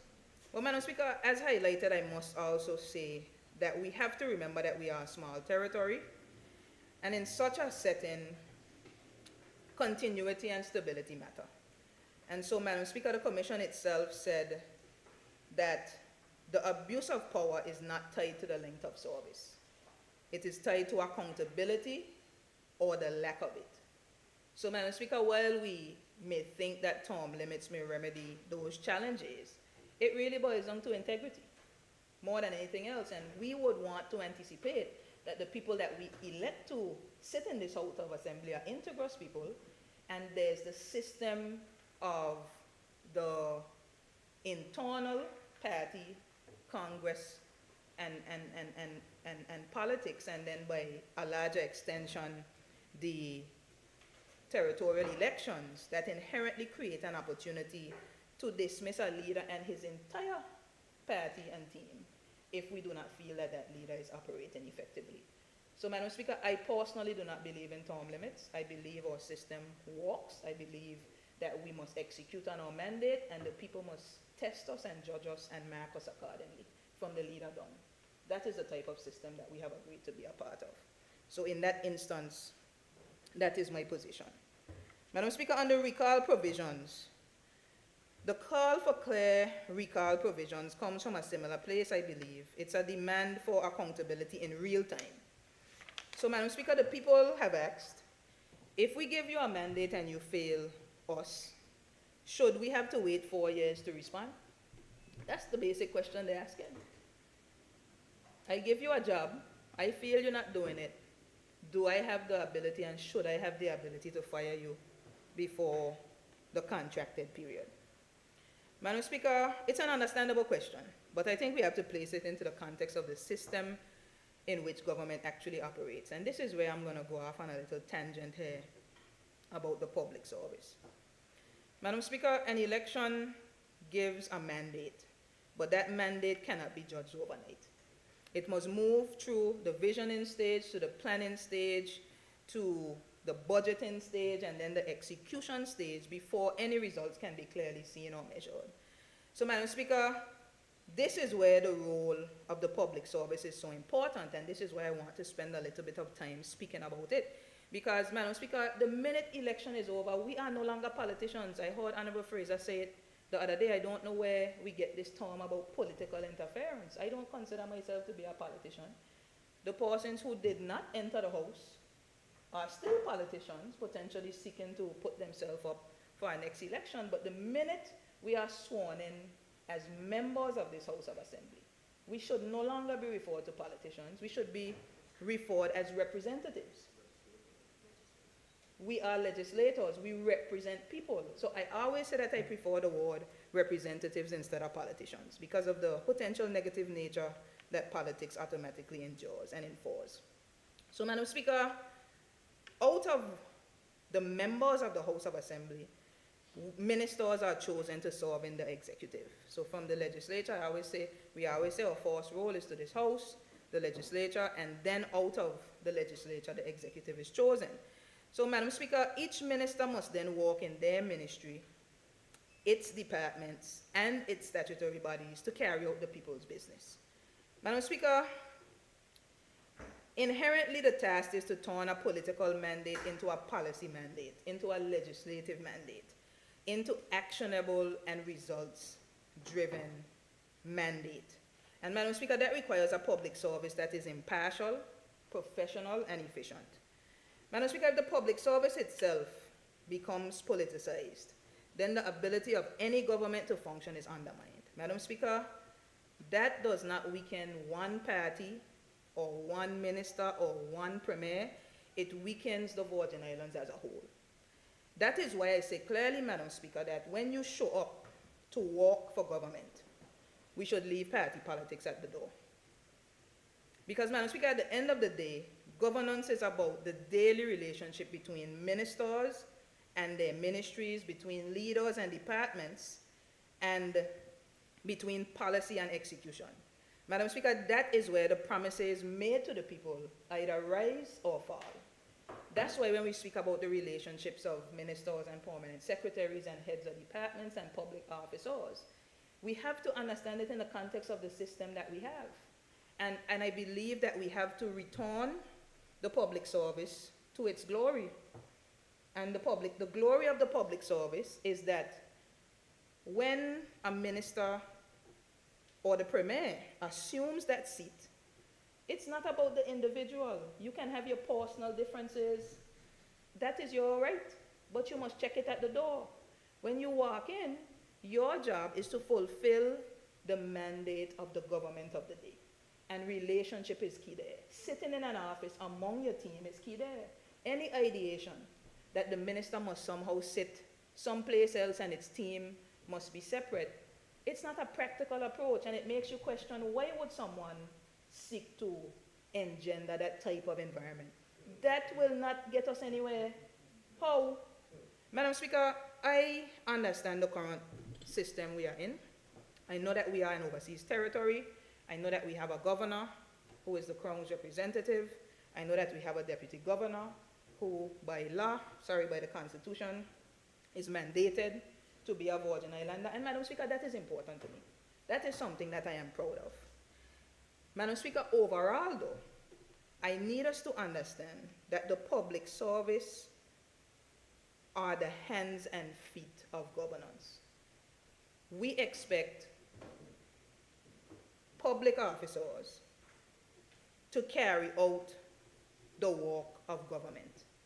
And I want to reiterate, it no longer translates to a manifesto. That's political. That is gone. When we enter, we must translate that to policies, to legislations, to actionable results, Madam Speaker. And so I want to just shift to say that I remember it always used to be said, we running on a 4-year cycle and public officers on a 25-year cycle. And I want to pause because I don't want what I'm saying to be taken out of context. I believe that the Virgin Islands public service is laced with qualified professionals, especially Virgin Islanders. innovators. And as much as practicable, we need to make sure that in the highest positions, through education, we develop our own people so that they're able to sit in those positions. I am unapologetic about that. That is the mandate that I have as the Minister of Education, to ensure that the system of education is creating innovators and creators, entrepreneurs, change agents that will look at infrastructure, look at economy, look at ecosystem, look at any industry and seek to decide that they could have the audacity to change it, to develop it, to transform it. That is what the education system is supposed to do. So I want to give credit to the public officers, many of whom have served for decades and have really contributed to the different political mandates of the day. I honor you and I acknowledge you. But I also believe it was important to caution you in saying that we have an awesome responsibility, and you actually have the benefit of seeing your work over time, over many years. And that is something that you should be proud of, void of which elected official is in the seat. So, Madam Speaker, I want to shift to the other side of this specific point. Madam Speaker, the Constitution Review spoke to vacating seats in a different way. It spoke to extraordinary circumstances. And Madam Speaker, I'm happy to say that in recent years, of course, the report was produced in 2023. We've been working hard over the last 2 years, and so we have introduced the Commission of Standards here in this House. The Ministerial Code of Conduct, the Register of Interest has been revised, the Integrity Commission has been set up. And so, Madam Speaker, all these mechanisms, that some of which have been requested in this very report, are designed to hold us as leaders accountable. So, Madam Speaker, to expand the recall provisions beyond these, I believe, is not something that we should do, because it could risk instability and, of course, constant campaigning. We are already campaigning too much, if you ask me, and we're only in 2025. Just imagine if the recall provision was there. So, Madam Speaker, what we don't want is instability or weakened governance. That is why I have expressed the position that I have. Madam Speaker, I'll go on to the bicameral system. I'll be very quick with this. Throughout the public consultation, there was representation made about moving from a unicameral system to a bicameral one. And of course, we have a single chamber now. It would mean progressing to 2. As I said, this wasn't recommended, but I just wanted to give some clarity around why I believe that would have been something that would have been suggested. Because in theory, Madam Speaker, bicameralism provides another layer of scrutiny. One house makes decisions, the other reviews them. Well, Madam Speaker, we must ask, in a territory of our size, as has been reiterated before, is that truly practical? Would it add strength or would it add bureaucracy? That's the hard question that we must answer. And most importantly, can we honestly say that we have exhausted the checks and balances already built into this unicameral system? Madam Speaker, the answer is no. Madam Speaker, there are so much things that we can activate based on our current constitution. Madam Speaker, even more specific to this House, based on our standing orders, there is work that we can do if we want to create the level of checks and balances that are already inherent to this type of work that we do. Madam Speaker, we have committees of the House. The Public Accounts Committee is one of them. They have a responsibility to meet and to look into those affairs. And there are other special committees that could be formed specific to various areas, and we rarely see those things activated. So, Madam Speaker, I want to be a proponent. I believe if it ain't broke, don't fix it. And if you haven't tried it, don't discount it. I think we have a responsibility to operationalize the systems that we have on paper, activate them, make them real. Let us see how they work, and if they don't work, let's shift them. But let's at least try them. Give them the due respect of the persons who would have envisioned them and try them first. So, Madam Speaker, I've spoken on those 3 issues there, and I inherently believe that at the heart of the matter, why they were even referenced in the first place, is because all three of them, term limits, recall, bicameralism, are the people's way of saying we want stronger safeguards. And Madam Speaker, I believe in a lot of instances those safeguards are already here. They are in our constitution, as I said, or standing orders. They are in our laws, or codes, or standards, or registers, and our commissions. So, Madam Speaker, the real challenge is that we must use them as I've stated. We must have the courage and be bold enough to use them no matter the consequence, because each of us know what is expected of us. So we must be willing to bear the consequences if we do something that we should not. So, Madam Speaker, leadership in this current time require that level of courage, and I believe that the members of this House inherently want to represent that type of courage to our people. So, on this point, Madam Speaker, while I have not dismissed these ideas or points, I don't believe in dismissing them.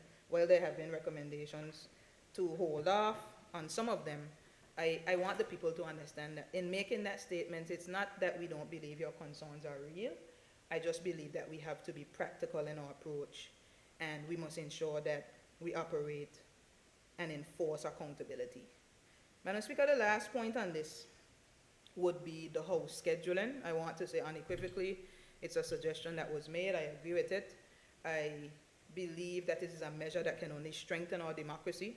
Of course, there should be flexibility. There must always remain opportunity to add sit-ins as circumstances arise, but having a set schedule establishes structure and expectation, and it reassures the public that the people's business will be conducted regularly. So, of course, Madam Speaker, that type of system would require consistent transparency and public consultation. I'm very much supportive of public consultation, and we have been doing a lot of consultation. I think we need to get innovative in our approach to consultation. We often host meetings with a whole lot of empty chairs, and it's maybe because of the disconnect, but I think we have to figure out how to engage our people. We can use technology, social media. There's so much we could do so that people really feel like their voices are heard in the process. There are instances where we can consider opening up to the public, and really, as an example, I remember we passed a number of bills. And I remember when you check the news, all it said was, House of Assembly passed this bill. I'll use the Police Act as an example. We passed that bill, it became an act. And Madam Speaker, there was no understanding that the Premier said two simple words: with amendments. Madam Speaker, that's important because people believe that we went in here and we passed the Police Act the way we receive it. We didn't write it. We had nothing to do with it. We basically, as the executive, we passed it on to the House. The Premier laid it on the table. We came in here. We debated robustly. We challenged specific things, and it took us days in here. The public don't see them days, and maybe that's why there's a question of whether we should let them see it. But days upon days, Madam Speaker, sometimes weeks, clause by clause, we go through these bills, and we come out with amendments. Madam Speaker, I believe it's important for us to share those amendments with the public. There has to be some position where we are able to record it. It may be a bit tedious for the mover of the motion to list out all the amendments, because trust me, we're going to make some serious amendments. We have some, some intellectuals in here, some lawyers, some philosophers, some educators. We have some great minds in here, and we come in here and we challenge the Attorney General and her parliamentary team to give us what we want, and we don't budge until we get it. Madam Speaker, those are the things that the public may not see. And so I believe we have to have a discussion around how we make those processes more public. And, Madam Speaker, the truth is it will hold us accountable too, because we have a whole lot of theatrics when the mic on. And then we go into committee, and that's where the heavy lifting and the work is done. And the public would not believe how much we work together, how much we laugh together, how much we sit on here strategizing together, because the camera's off.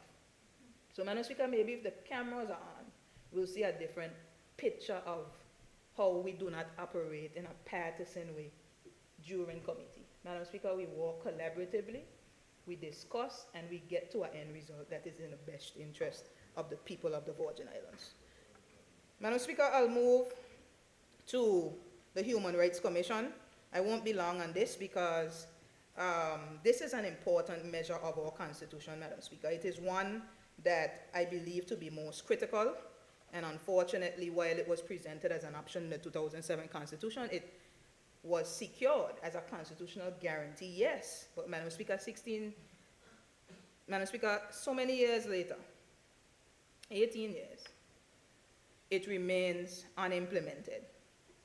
So, Madam Speaker, I believe I can just simply reiterate that rights without mechanisms are awards without force. So without the commission, people lack a trusted avenue for redress and accountability is weakened. So I am confident though, because we have seen progress, we've seen consultations held, the draft bill is there, and we will continue to consult on it.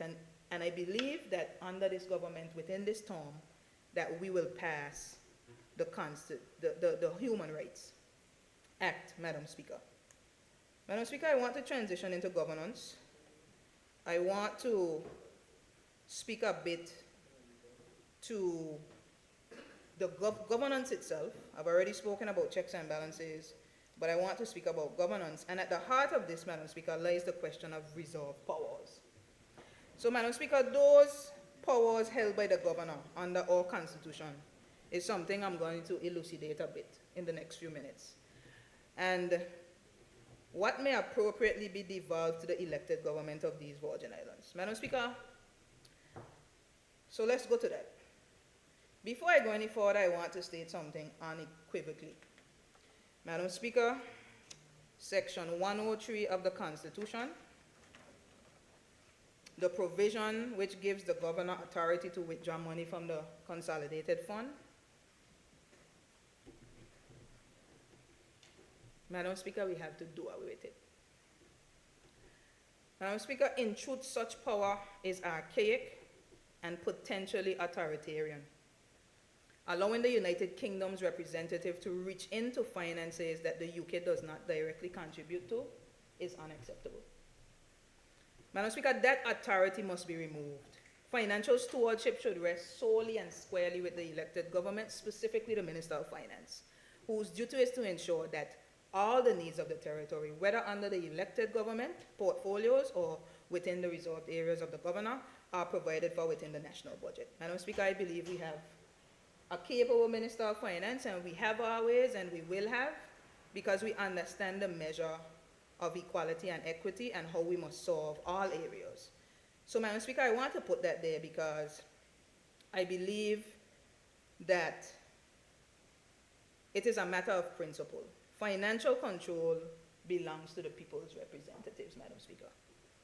Madam Speaker, under the reserved powers, namely those set out in Section 60 and 81, the question is raised, and rightly so, how do we ensure that these powers are not exercised as default controls?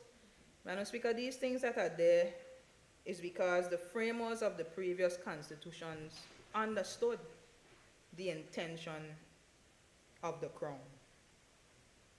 So, Madam Speaker, some other questions that we have to really infer is, how do we guarantee consultations with elected leaders, namely the Premier? How do we prevent discretion from slipping into overreach? Madam Speaker, we have some of that. And we have to, within this Constitution, look at those areas where overreach has been dominant. We've seen examples of it.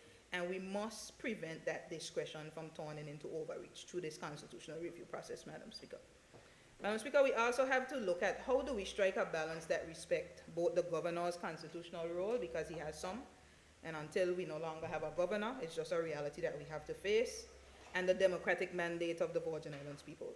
So I believe the Commission has also raised the possibility of mechanisms for gradual devolution, and if you ask all of us in here, it don't need to be gradual anymore. We need to speed it up so that the powers can be transferred to the elected government. So, Madam Speaker, of course, I know I will reiterate, it's a conversation about evolution, about maturity, and about building capacity, but most importantly, Madam Speaker, it is an issue of trust. So that is where I'm going to go next. Trust and leadership. Madam Speaker, the issue of trust keeps surfacing. I've spoken about it before in every corner of this debate and in every corner of our society. Madam Speaker, in some quarters, the governor has become a figurehead for accountability.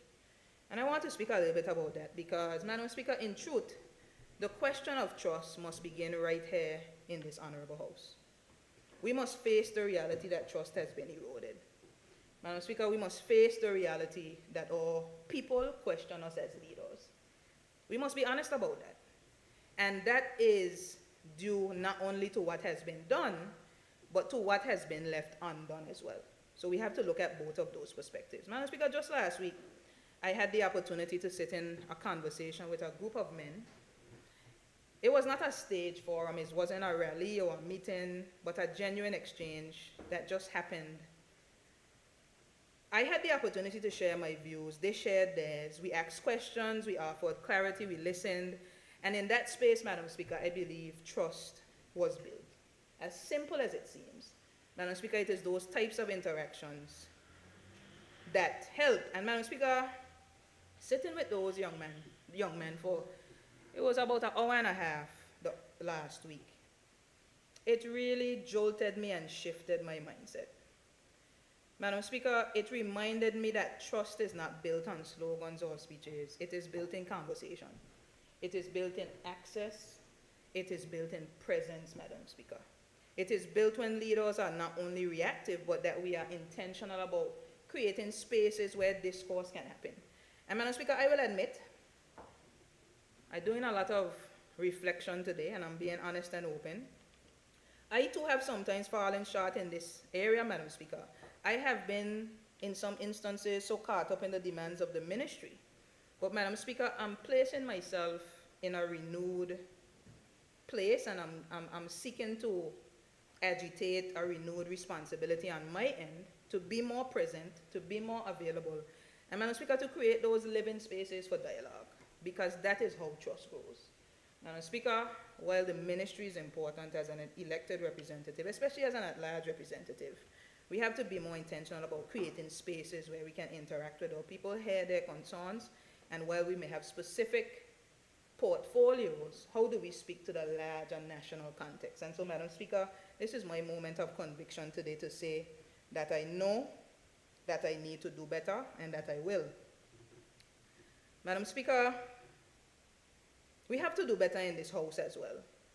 Too often we use this chamber as a platform for division and political point scoring, for language that wounds more than it heals. I said it before, I detest it, and I'm raising it in this context because look at my record. It's not something that I have sought to be involved in. I don't believe it's a good measure of leadership. I have refused to be a part of the vitriol that sometimes passes for debate in this honorable house, Madam Speaker, because I believe in the respect of this institution. That's what it boils down to. I believe in the dignity of the people that we serve. And so yes, Madam Speaker, the debate on reserve powers is about governance, but it's mostly about trust. And if we in this house can consider our conduct, consider our choices, consider our willingness to put people above politics, then no constitutional reform will be enough if we aren't willing to take that type of position. That's where it begins and ends for me. And so I want to make a commitment here and now to be more present, to be more involved, to go out and play a little dominoes with Honorable Penn throughout the communities, and let that table be a platform for discourse. I'm going to send some people to use the facility while I'm there, but I believe the spirit of engagements like that ultimately help to build our democracy and our public participation. Madam Speaker, I'm winding down. I'm going to shift to the big topic of self-determination. I believe the topic of trust transitions very smoothly into the topic of self-determination. So I want to speak there. Madam Speaker, too often the term self-determination is thrown about loosely and sometimes confused with independence. Madam Speaker, they are not the same. Self-determination is a principle. It is the right of a people to decide how they will be governed. That is what self-determination is. Madam Speaker, independence is only one of several possible expressions of that right, that inalienable right, Madam Speaker. Madam Speaker, of course, we know others include free association or even remain in an overseas territory with more devolved powers. And Madam Speaker, that's why education and conversation is important, because all people must understand the options. What is unequivocal and what is clear? is that we intend to be a self-determined people. How we get there is the conversation that we have to have. But, you know, some of the rhetoric that we spew around self-determination, it says that we don't understand it, even in here in this house. Because we should agree on the principle of self-determination. What we have to collectively talk through is how we get there. Madam Speaker, if we look back at our history, we see that the Virgin Islands has always been on a path to self-determination. Honorable Wheatley spoke very clearly and robustly on that, using the history books. But for context, for those listening today, I'll just say, of course, in 1950, after nearly 40 years of direct rule, our people demanded the restoration of the Legislative Council. Honorable Luce Hart-Smith spoke very much in detail about that today, so I won't go any further. Instead of doing that, I'll just state that that was the first step, the first modern step in recent times. Madam Speaker, in 1967, we advanced forward again in ministerial government. In 2007, we secured our present constitution with greater local control. And Madam Speaker, through it all, our leaders from Honorable H.L. Stout to Cyril Romney to Ralph T. O'Neill, and I could go on, they spoke with one voice when it came to self-determination.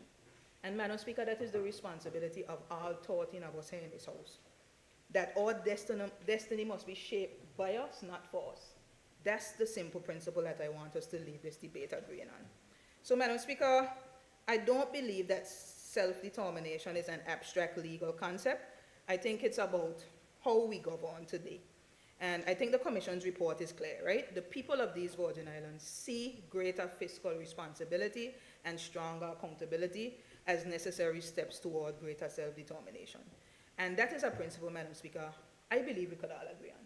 I think we've been working hard to put different systems and structures in place to support this, and that reality will be a continued step in the right direction. But Madam Speaker, we must also confront the harder questions. So I'll ask some questions here. Should the governor, the representative of the king, still sit in the cabinet, the highest decision-making body of this country? Madam Speaker, the answer is no. Almost 20 years ago, we agreed on this. And Madam Speaker, this time around, I believe that vision should be unequivocally clear. To re-examine, well, not just re-examine at this point, to remove the governor from cabinet. That has to be something that we agree on. Madam Speaker, let us use the lesson of 20 years ago, almost 20 years ago, to consider our approach this time around.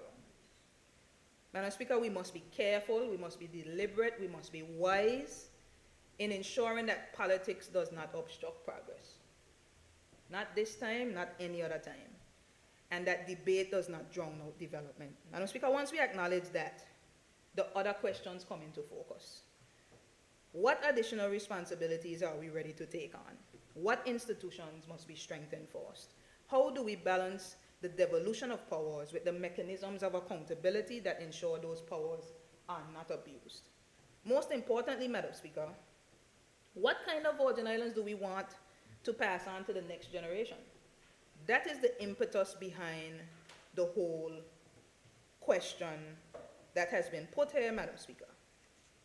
Madam Speaker, we must not allow the conversation on self-determination to be twisted into division. And Madam Speaker, to my dismay, we've seen a lot of that. Madam Speaker, this conversation is not about ancestry. It is not about who belongs and who does not. It is about all of us, every single one of us, together as Virgin Islanders, claiming what is due to us, the right to determine our own future. Madam Speaker, the only question that remains is how do we get there? Step by step, wisely, substantially, but most importantly, united. So, Madam Speaker, self-determination is not a luxury. Madam Speaker, it is our promise, it is our birthright, it is our inheritance, and it is our responsibility. And the work of this Constitution Review, Madam Speaker, is to act honestly. What is the next step we must take, and what are we prepared to do to take it? Madam Speaker, I know that this is a sensitive topic, but I have to touch on it. the question of who is a Virgin Islander, who is a belonger, and what it means to be tied to this territory. Madam Speaker, this topic has stirred emotions, provoked heated debates, and at times, too many times, divided our people. Madam Speaker, but I believe we as leaders must approach this conversation with responsibility, with care, and with unity. There are, without a doubt, multiple ways to become a Virgin Islander. That's a fact. For some, Madam Speaker, it is through ancestral ties, bloodlines and legacies that go back generations on these shores. And Madam Speaker, I am a proud ancestral Virgin Islander. Madam Speaker, I stand on the shoulders of giants, Virgin Islanders who tilled and toiled this soil, Virgin Islanders who fished in our waters and who built their families and their businesses on that legacy. So, Madam Speaker, I am proud, unequivocally proud, unapologetically proud to say that I have strong ties to this land. And, Madam Speaker, that should be okay. Madam Speaker, for others, it is through integration. Those who came, who settled, who contributed, and who built lives here, choosing the Virgin Islands as their home. Madam Speaker, I embrace those persons. Madam Speaker, it's a difficult thing to get up, leave your life wherever you are, and decide to come to a new place. But not just that, but decide to stay, to integrate, to build. Madam Speaker, that's not something that should be taken lightly. And I believe as a territory, it is our responsibility to acknowledge those contributions and to embrace persons who have integrated, Madam Speaker. Madam Speaker, both paths deserve respect.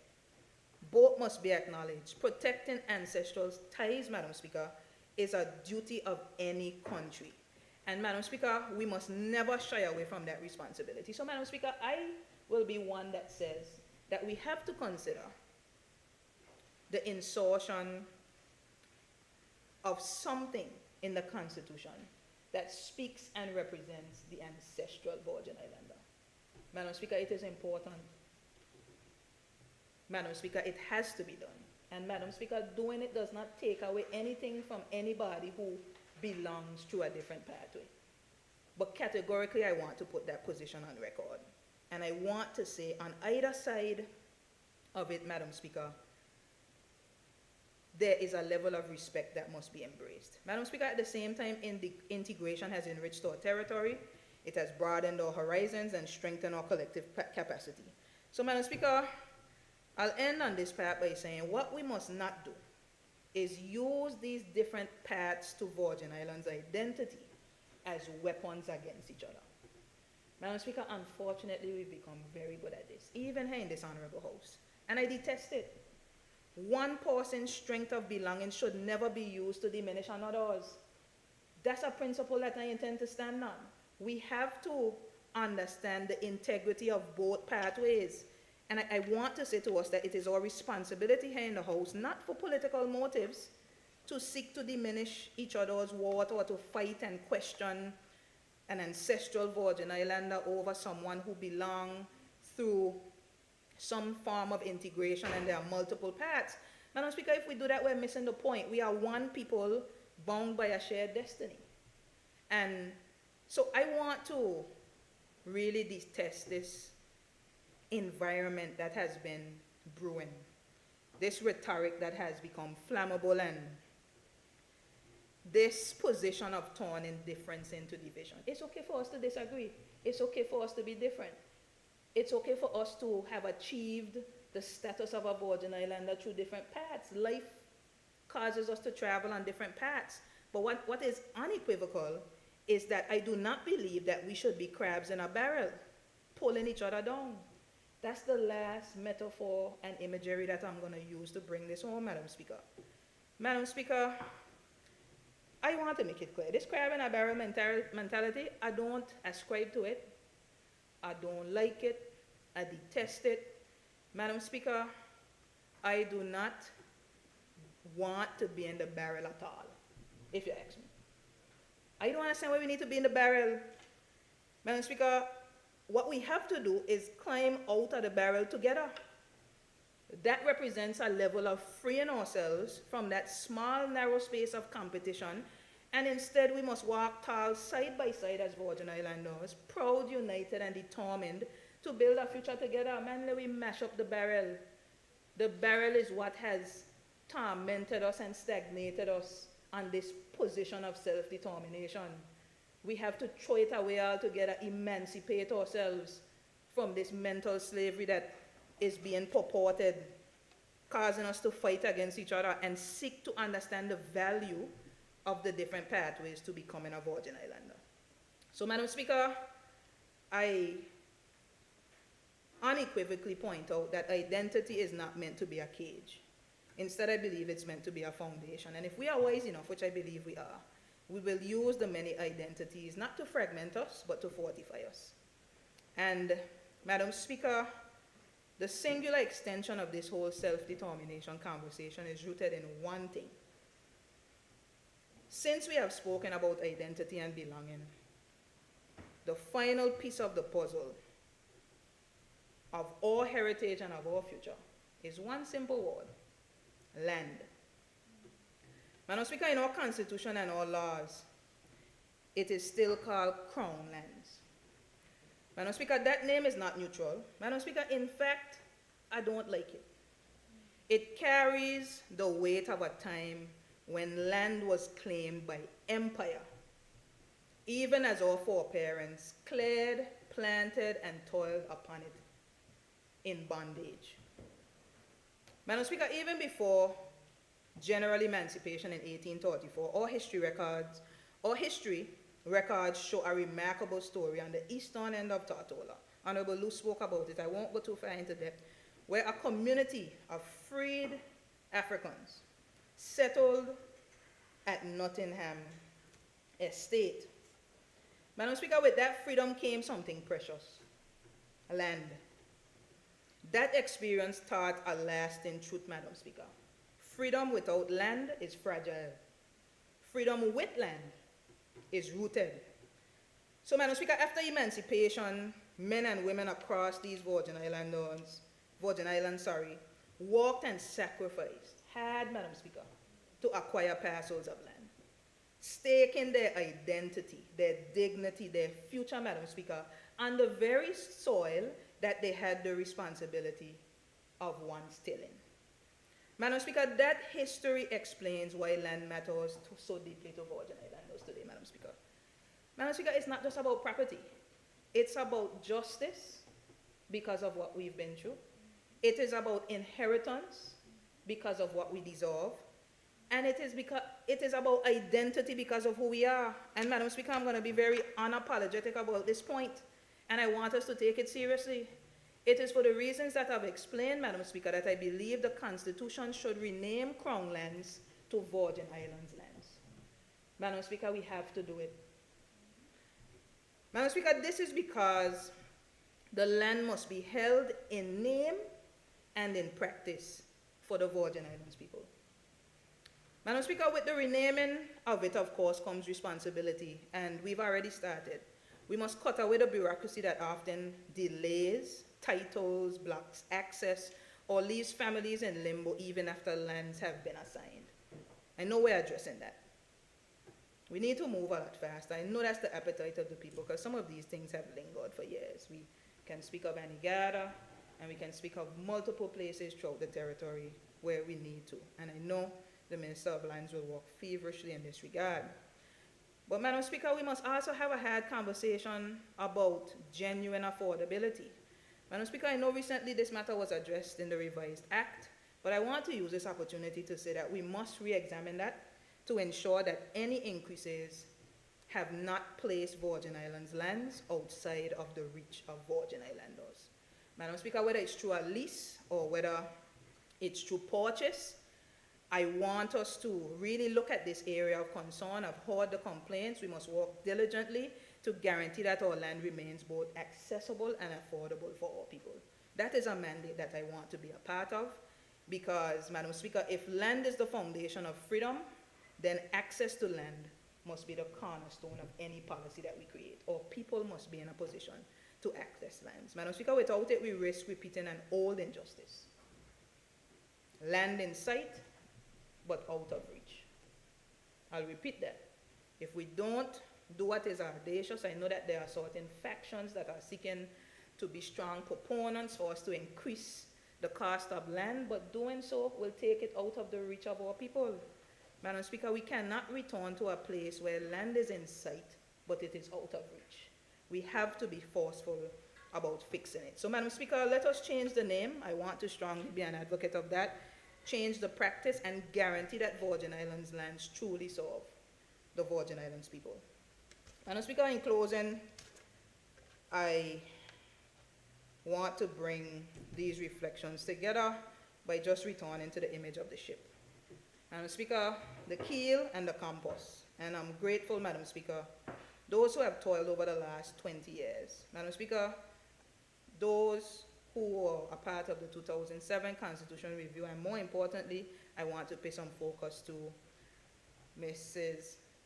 Lisa Penletsom and the entire team of this current Constitution Review Committee, because they toiled, they went out into the public, they spoke, they questioned, they agitated, and here we are today.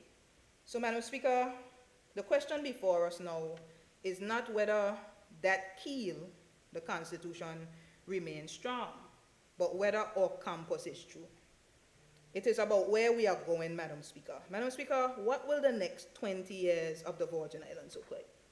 Will we be content with just drifting, or will we be pulled only by currents of external forces? Or, Madam Speaker, will we chart our course boldly, guided by vision, grounded in values of resilience, and carrying the will of our people? Madam Speaker, I believe that this constitutional review is more than amendments and clauses. Madam Speaker, it is about becoming. It is about shaping a Virgin Islands that grows from strength to strength in confidence, in unity, as we advance through the years. Madam Speaker, I am happy, and I believe strongly that as a people we are maturing. Every single decision we take in the committee stage of the interactions, Madam Speaker, will shape the destiny of generations to come. So, Madam Speaker, as we move into that committee stage, as we prepare for negotiations, let us not forget, the central focus must be the future of the Virgin Islands. Not party, not personality, not short-term advantage, not personal ambition. Madam Speaker, it has to be about the future of the Virgin Islands. And so, Madam Speaker, I suggest that we, the elected members of this House, we should be champions of this review. Madam Speaker, we are guardians of this process, and we have an awesome responsibility, every single one of us, to use our personal convictions, and our duty here in this House is to hear, to weigh, and to reflect on the voices of the people when we go into committee. So, Madam Speaker, our ancestors endured the storm, they steadied the ship, they gave us the keel, but today, Madam Speaker, my presentation is really simple. It is to embolden us as elected officials to remember that we are entrusted with the compass. They gave us the keel. We are entrusted with the compass. So I want to encourage every single one of us to use it wisely, to let us sail ahead with fortitude and purpose, and let us chart a course worthy of the people that we serve. Madam Speaker, not just those that we serve now, but for generations yet to come. Madam Speaker, I thank you for this opportunity to contribute to this debate, and I am truly grateful for the opportunity to serve as a territorial member of this Honorable House of Assembly. Thank you, Madam Speaker.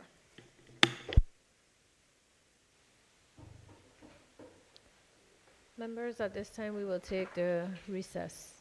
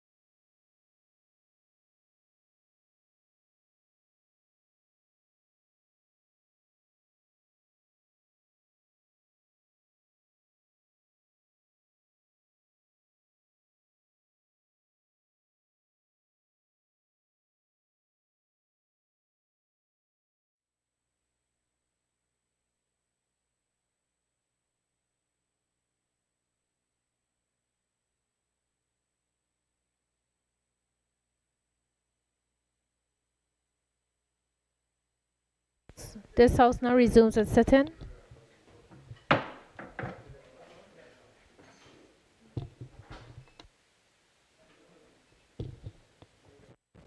I recognize the Deputy Speaker, Honorable Carl Dawson.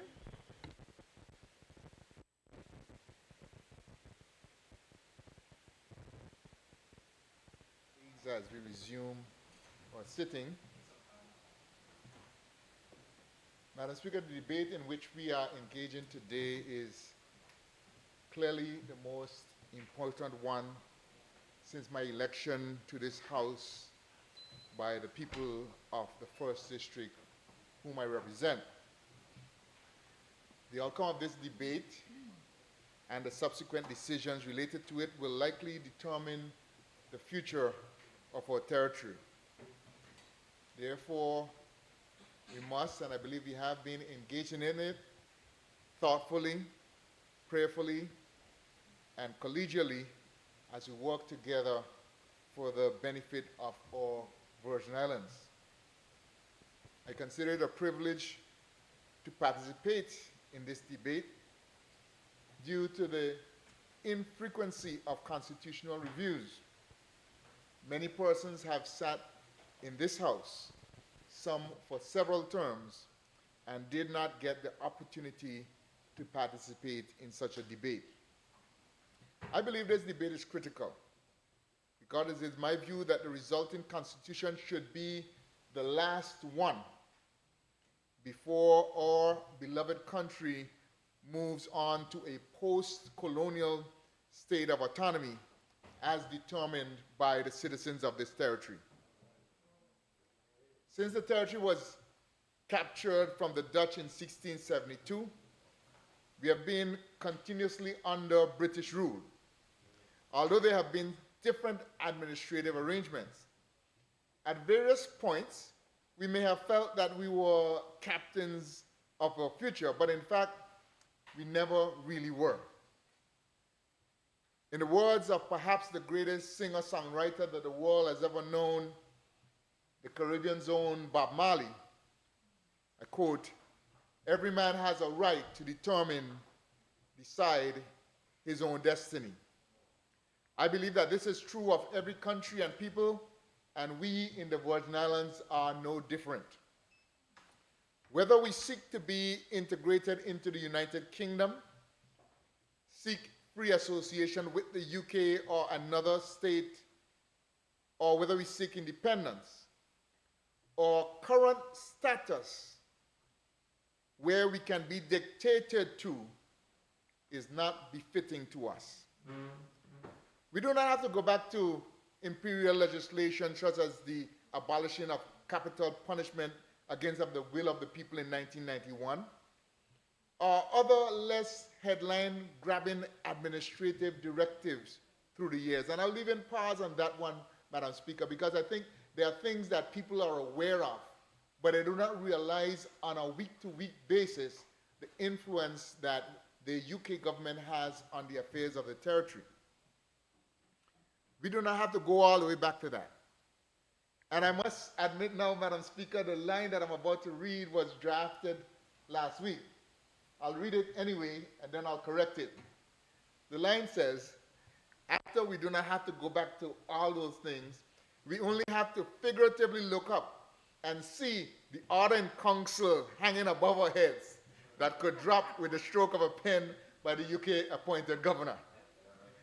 Thankfully, we can put a strike through that, and the fact that the order in council has been lifted, even though we still have trials and troubles to go, we are happy that that bridge has been crossed. And I commend the Premier, the members of the House, the members of the civil service who work tirelessly on working on the recommendations coming out of the Commission of Inquiry. That is gone in some respects, but we are yet far from self-determination. The Constitution then, Madam Speaker, this Constitution must include provisions that take us closer towards our goal and in fact must position us to be able to take whichever path the people may choose. As such, provisions must decrease the role of the governor and place more responsibility into the hands of institutions and organs of the territory, such as the legislature, the cabinet, and other established bodies. Critical to going forward is the need for public discourse and education on the options and the privileges and responsibilities associated with greater autonomy. The conversation must go far and wide, from the pulpit to the local bar and everywhere in between. There are some difficulties that a nation must bear at times that only national pride and belief in country can cause people to make it through. Madam Speaker, as we march towards greater autonomy, not only is confidence needed in the elected officials, the judiciary and government machinery, but we, the people on the street, must also have confidence in ourselves. All of us must take responsibility for our country and pay attention and participate to help us achieve our destiny. We must discard the view that we need an external entity to oversee and safeguard us against our own people. We are able to ensure a well-governed and progressive society through our legislature, executive, courts, various commissions filled by people of integrity. We need not fear being in charge of ourselves and our own affairs. After all, the people in the UK are the final arbiters over their affairs. The Jamaicans are for Jamaica. The Indians are for India. The Barbadians for Barbados. Why not Virgin Islanders for the Virgin Islands? Some of our older folks, and we love our golden gems, as our colleague Carvin would say. Honorable Malone, member of this house, now of blessed memory, we love our golden gems. But some of our older folks used to have a notion of the Queen, at the time the Queen, being in charge, and as a good queen, she would not allow certain things to happen to us, her loyal subjects. We know full well that the persons in the UK that are in charge are politicians and civil servants. It's their job to advise on how these islands should be handled. Some of them are not even far from just graduating from university, and yet somehow, some of us would be happy to have them have more influence over our affairs than persons whom you can place and remove from power. Before I go any further, I must emphasize my belief that the people of the Virgin Islands must directly determine the future status of our homeland. The people, not the people's representative, not us in here, but the people, not you who I'm privileged to sit among, the people must decide our future. At the same time, Madam Speaker, I want to declare my bias. I do not think we should settle for the status quo. That is to say, stay just as we are, as a colonial entity or whatever nomenclature they wish to use of the United Kingdom. The countries of the world, collectively through the United Nations, stand firm that there should be no colonized people in the world. And I believe that those who have gone before us, and I think my colleague, Honorable Luce Hart-Smith, did an excellent job of telling of our ancestors. Those who have gone before us did not give their blood, Honorable Hart. Their sweat and their tears that we should remain as we are. The time has come for us to make a move forward. Most recently, we would have had the Commission of Inquiry and the report written by the sole Commissioner, Mr. Hickenbottom, and I quote just a portion of what he said. The UK government owes them, us, an obligation not only to protect us from abuses of bad government, but to assist them to achieve their aspirations for self-government as a modern democratic state. That is what he's saying that the UK obligation is to us. And I will immediately grade it and say the UK has failed in this regard. And in fact, it does not seem to have it high on their agenda. And why should they? It is for us to do what we think is in our best interest. We cannot wait or rely on them. I will mention that as I listen to voices in other overseas, British overseas territories, I'm hearing more and more that some of these territories are looking to lean towards, like us, self-autonomy, self-determination. One option is integration. That is, if the offer is still on the table, we could become a part of the United Kingdom as Martinique is a part of France. I do not, however, encourage that option as it would change the Virgin Islands forever, as our new fellow citizens demand their rights in this land as we would have in the UK. I do not recommend that route, and I actually fear it. We could also seek to integrate with another independent nation. We could go the route of free association, which is a more mature relationship where we will agree on the terms of the relationship. We would, of course, be obliged to abide on whatever terms we agree. Then, Madam Speaker, there is my choice. Independence.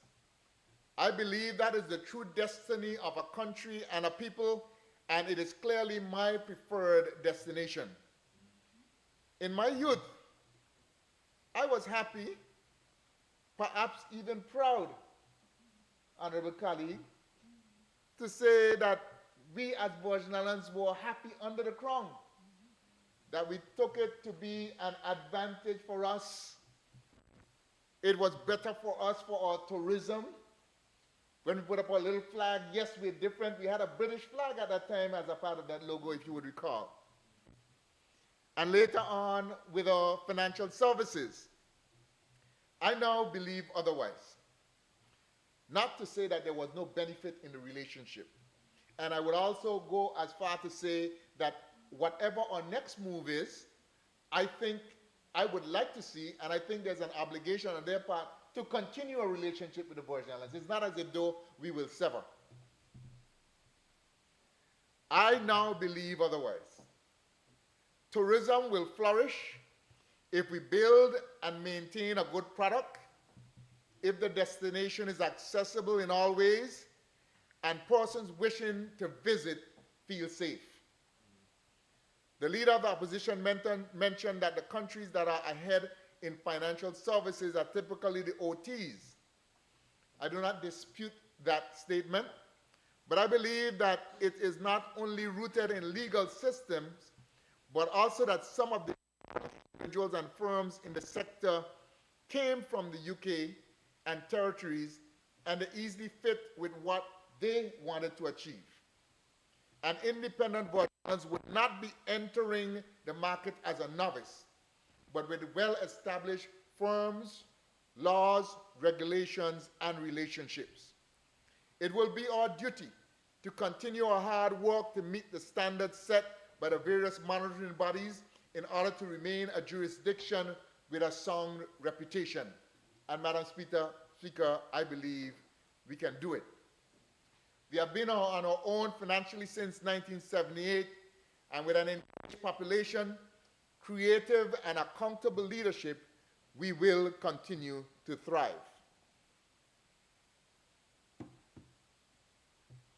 The enactment of this Constitution, then, Madam Speaker, must be the start of the clock that leads to the determination of an advanced, self-determined state in whatever shape or form the people of the Virgin Islands may decide. I expected and I hope it is so as far as I observe, that this debate will be unlike other debates, many of which are partisan in nature, but this one and the associated committee work, given its weight and implication for the future, would be one where the good of the country should be placed above any potential short-term political gains. I would like to commend the Constitutional Review Commission for undertaking this important task. It took time and effort, and they must be commended. Of course, the chair of the commission spent many hours with us during the week, and we also have an honorable member who was a part of the team. I note the varying levels of participations in the meetings, particularly the public meetings. They range from 14 to 60. And I was actually one of the 14 at the meeting in Capoons Bay.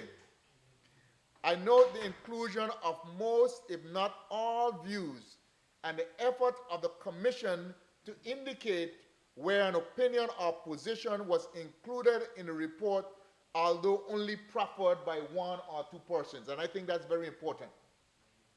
Otherwise, we may see things in there and they may make it into the Constitution when in fact was called for only by a mere handful. I also note the effort to educate the public on the issues and the systems being considered, but I felt more could have been done by the Commission or through the Government Information Service.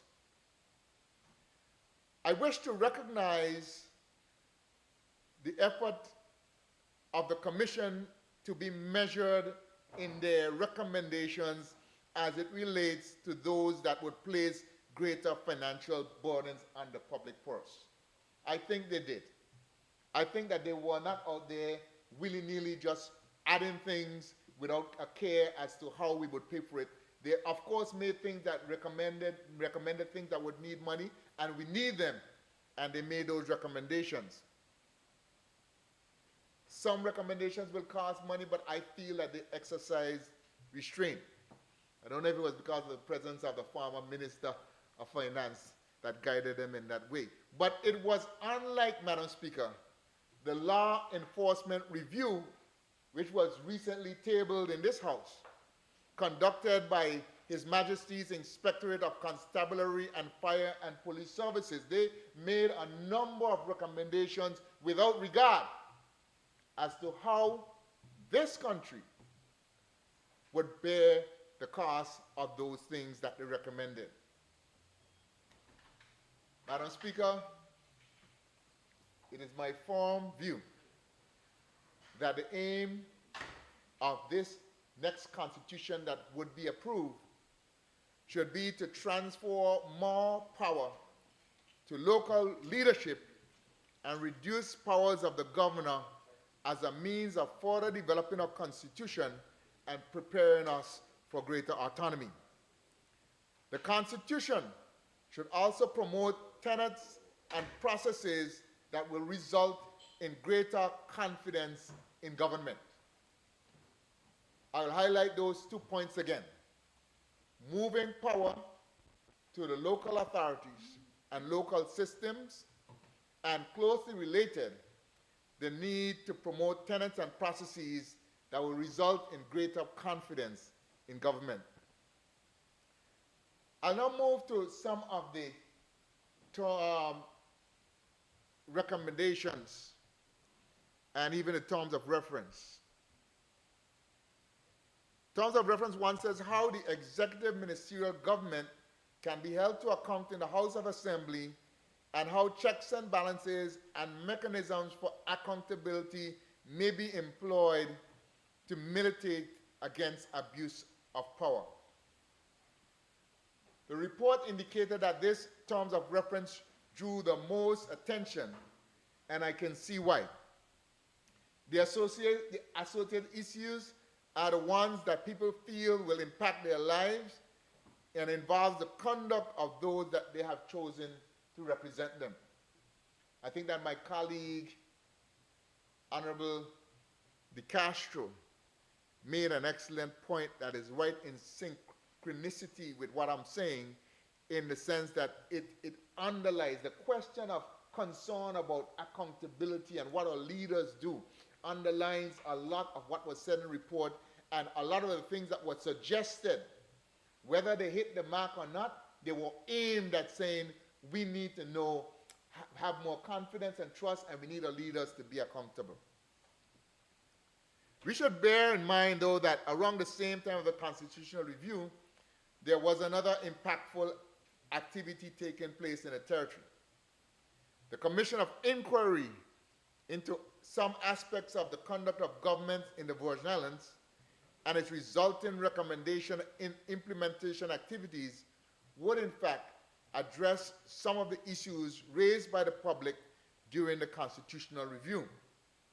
The resulting laws, policies, and practices aim to address a number of areas raised in the review. For example, some matters related to procurement, appointment to statutory boards, and distribution of crown lands have been addressed and should create greater confidence in the system by members of the public. I've now raised some of the issues raised related to that term of reference. The report groups recommendations under this term of reference under the themes of recommendations that promote transparency, recommendations that encourage more active public consultation and participation, and recommendations for legislative reform that would support greater accountability. An underlying theme that I saw through some of the recommendations was the need for a strong backbench to help hold the executive or cabinet to account. The acceptance of this position has implication for the number of seats in the House and the number of ministers and junior ministers. In theory, the larger the size of the backbench, the greater the possibility of them restraining the cabinet, or even go as far as to say restraining a rogue cabinet. I must admit, I was at the point of leaning towards that position and began to question whether I would support the Commission's recommendation that if a sixth minister is added, the junior ministers should be eliminated, and if a minister is not added, the number of junior ministers should not increase. That is the recommendation of the Commission. My view on this have changed, though, in light of research and my recent attendance of the Commonwealth Parliamentary Association regional meeting, as I interacted with colleagues and better understood what obtains in their various parliaments. The idea of the large backbench works in large parliaments, such as the UK, but finds little application in smaller parliaments, such as those in the Caribbean. And that's one of the challenges we have, Madam Speaker, that the persons who oftentimes seek to not only advise us, but sometimes dictate to us from the United Kingdom have no sense of what our context is, what our situation is, but yet still, and I just came out of a meeting, yet still is not every time that you are talking and the others are allowing you to talk and not speak while you're speaking means that they're listening. It's not every time. But I won't go any further there. I would say that in fact the trend in the Caribbean is towards more appointments as ministers, ministers of state, or parliamentary secretaries as they may be called. The idea of a small backbench controlling the executive in a small jurisdiction is a dream. It's a dream. It just does not happen. So, Madam Speaker, I am now going the other way of more appointments. whether as ministers or junior ministers or whatever name we wish to choose, they could help in the execution of the government's agenda.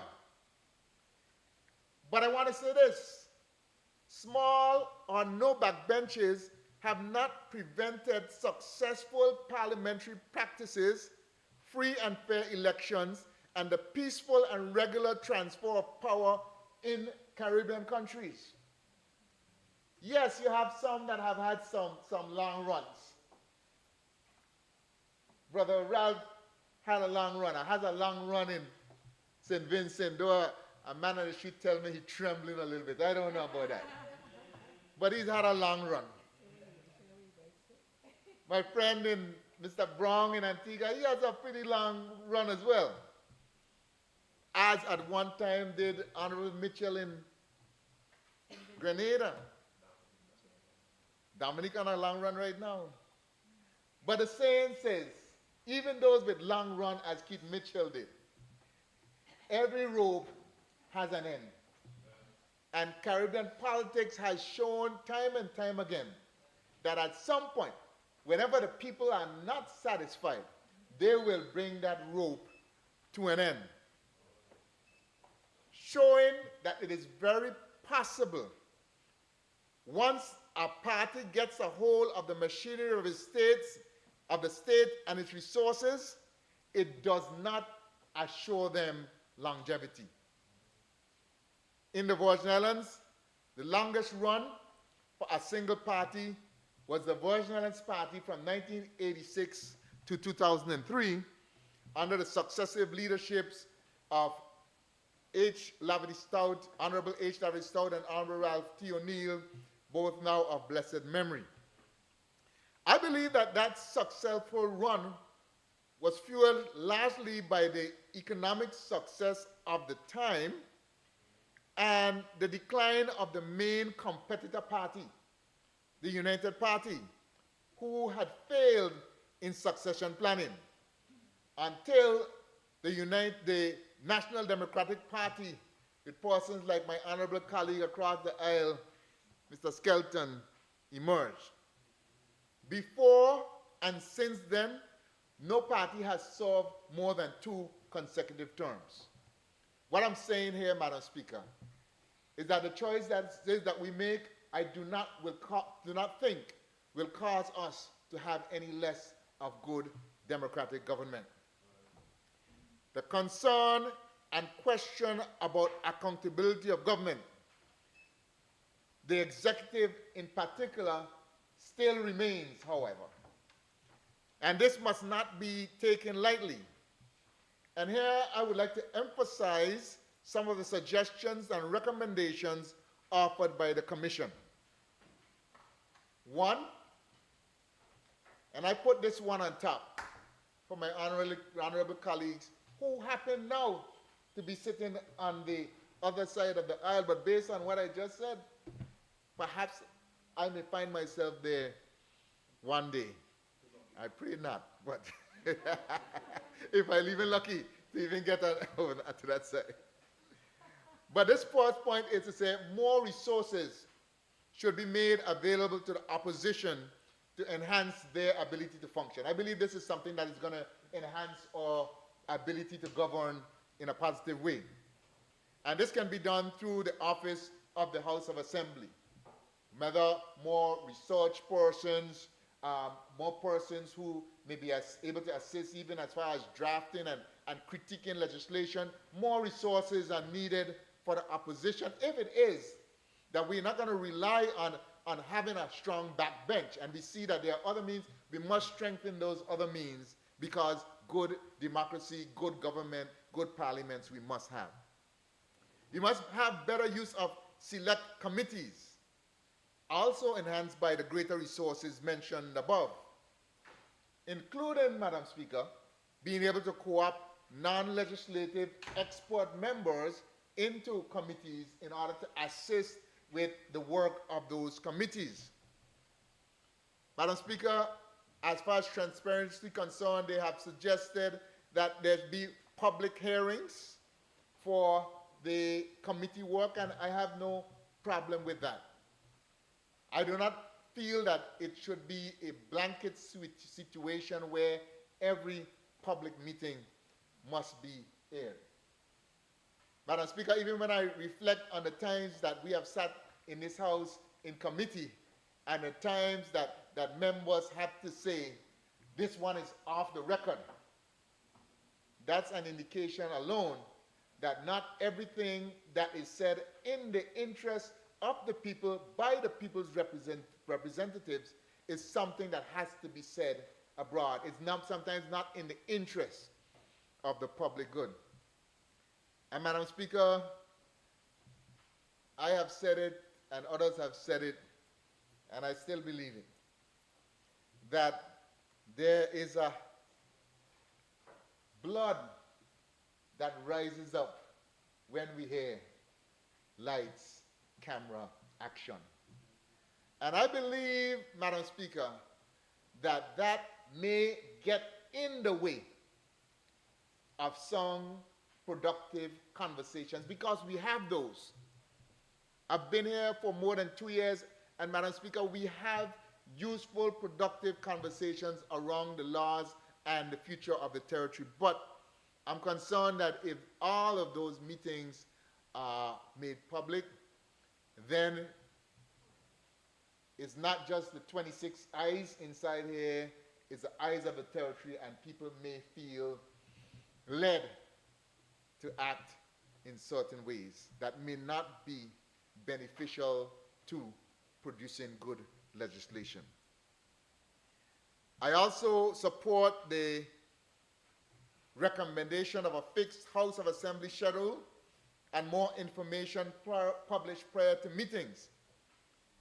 I believe better legislature will result in better executives. If the legislature is better, then I believe we can drive the executive arm of government to be better. Madam Speaker, they also recommended the bicameral legislature. We now have the House, and they're now suggesting that, in fact, well, I shouldn't say suggesting, because in fact, the Commission did not promote that recommendation. It has been suggested during the public consultations, but the Commission has not made that a recommendation. I, however, may take a different view. And why I say may take a different view, Madam Speaker, there are a number of things that are being promoted or recommended that help to promote good governance and good legislature in the constitutional report. And it's not going to be a matter necessarily of choosing, saying one and we're not doing anything else. It's going to be a matter of a combination. So for instance, if, for instance, that we have, there's a suggestion of adding more members to the House to make it from 13 to 15. But perhaps if it is at 15, if we were to agree to have a bicameral chamber, then on the other side, I may say, well, we don't need to go to 15, we can go to 13. So it's not, the things that are here that do not necessarily have to be taken in isolation, but we have to take them, look at them collectively, and decide which suite of things would be best for us as a territory going forward. This bicameral chamber would be focused on review and reflection. There are some bicameral chambers. The second chamber, as it's called sometimes, or the upper chamber, is sometimes done in order to ensure that certain perhaps unrepresented groups are able to have a voice in the House. You have some situations where you have some geographic areas, such as in our case, maybe say Just Van Dyke or Anegada. You may have things where you try to bring those in the House and make an upper chamber, but I believe our focus on this one should be on review and reflection, to have a body that can have a second eye on legislation that we must carefully choose. And I do agree with the member for the 6th that it is not a House where we can pick and choose our cronies and put them there. It must be people of caliber who can lend to the process and who can help us to result in the end, better legislation for the territory. Care must be taken that it is not a duplicative rubber stamp body. Another measure related to the one above, or that I tied it in just now, is the expansion of the House of Assembly. As I said, many options impact other options.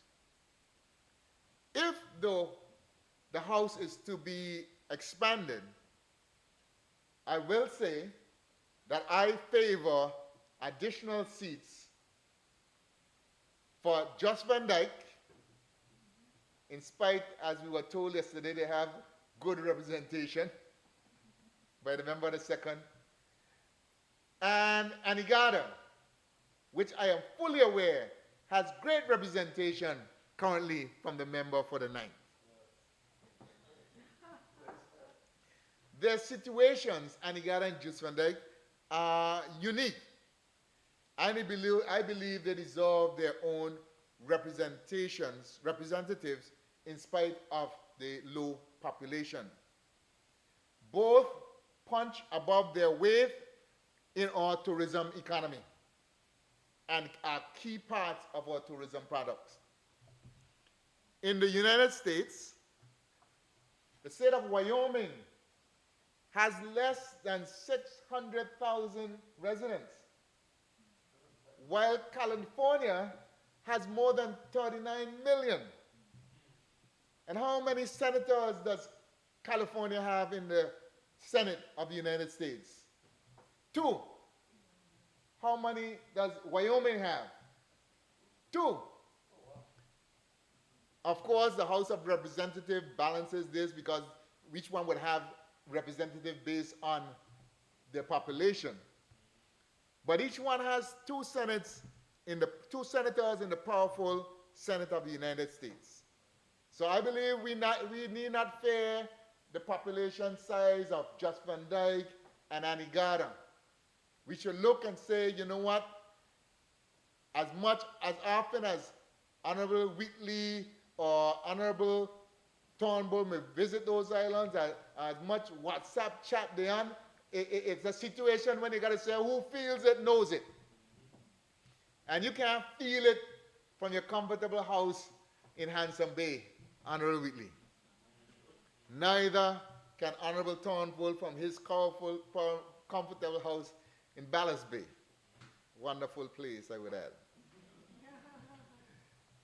Another thing that I would suggest, Madam Speaker, and I haven't heard it, and I don't even know if it's something we'd want to take on. I'm almost scared to say it, but I wonder, as the people, and Honorable Shari, you could attest, at the end of the day, they're looking for accountability. They want to vote for the premier, they want to vote for the deputy premier, because somehow they want to be more accountable. They want to hear these people. Is it time for the introduction, and it need not be a constitutional matter, I should say, for the premier, as leader of government in the territory, to have question time, similarly as the Prime Minister in the United Kingdom?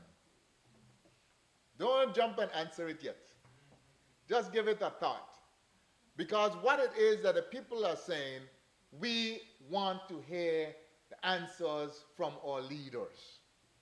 And perhaps it is something. Yes, we have the opposition members asking all their questions of the various ministers, but there is something that is required from the leader of government business. And I would say let's not throw that out, but something we should consider. Madam Speaker, I move on to a recommendation that drew great interest to me, and it's recommendation 11. And it speaks to the direct election of the premier and revision of the at-large system. And I've added and other accountability initiatives. One of the points I made at my opportunities to speak to the public hearings when the commission held them was the need for assisting people with the understanding of political systems and what was and was not compatible. In a quest for accountability, suggestions were made and have made their way into the report, but they face some serious implementation challenges. It would appear that the aim behind recommendation 11 is greater accountability. As I have stated, I am committed to greater accountability for the executive, but the approaches must be practical and yield the desired effect. The suggestions in recommendation 11, in my view, would create two classes of membership in the House of Assembly. Two classes of membership in the House. A district representative, or as I would say, an ordinary member, who would be restricted from particular roles, such as premier, deputy premier, and would even be not preferred as a minister. On the other hand, there would be at large, or as I would call them, super members, who could be premier and the deputy premier, whether or not they are in a party that most of the voters in the territory have preferred. They would also be first in line for ministries. I am unclear of any legislature where members are unequal. I do not think we should go down this road. It also flies in the face of history in our country. In that sense, the at-large constituency was introduced. 4 of the 5 chief ministers of premiers were district representatives, as were 3 of the current, as are 3 of the heads of the current 4 of the 4 parties contesting the last election, district representatives.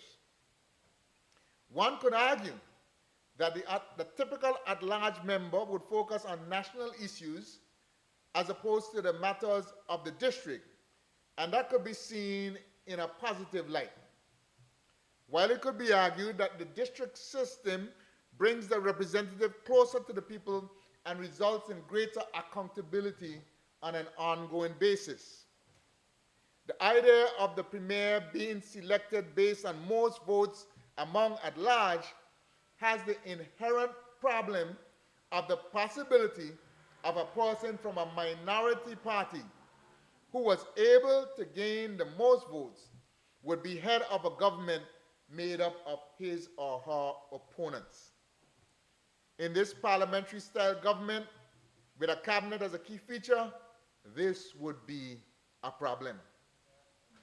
It would also mean that parties could not campaign on a platform that they would intend to pursue if elected, if such a mixed bag would result.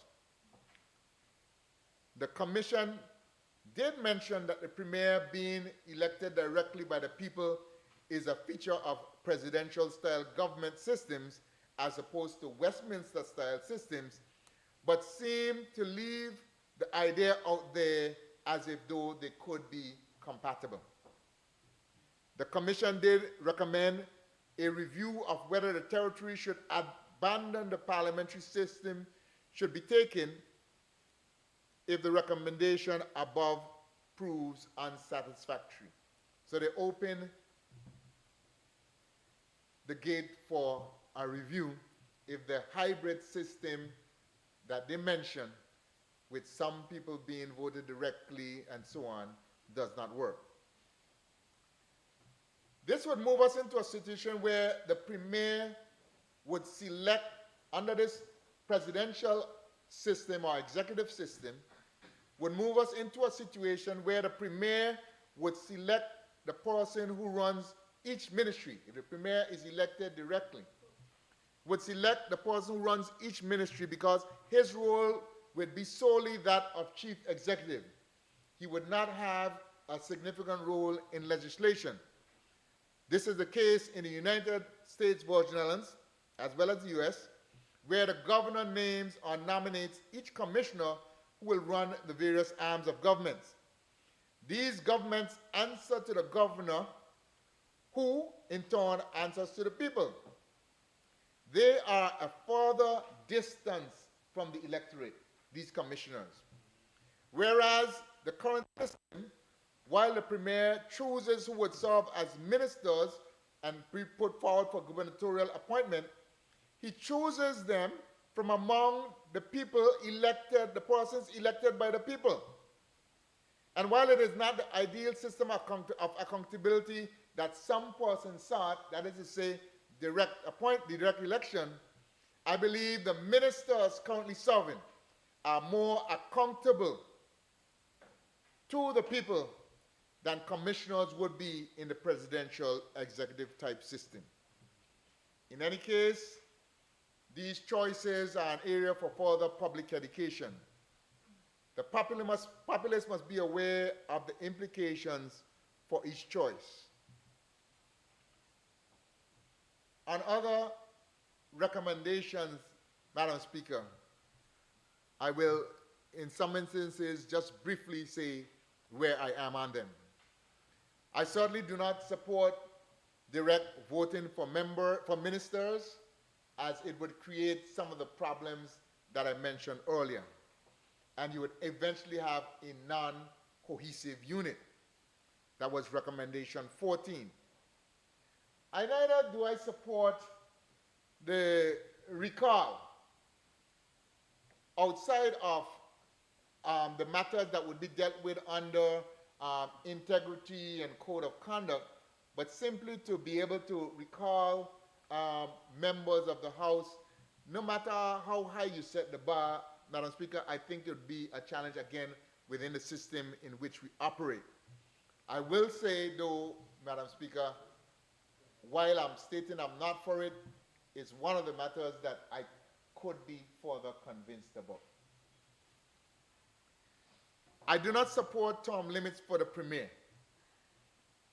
Caribbean leaders have not been able to hold on to their posts when the majority of people want them out.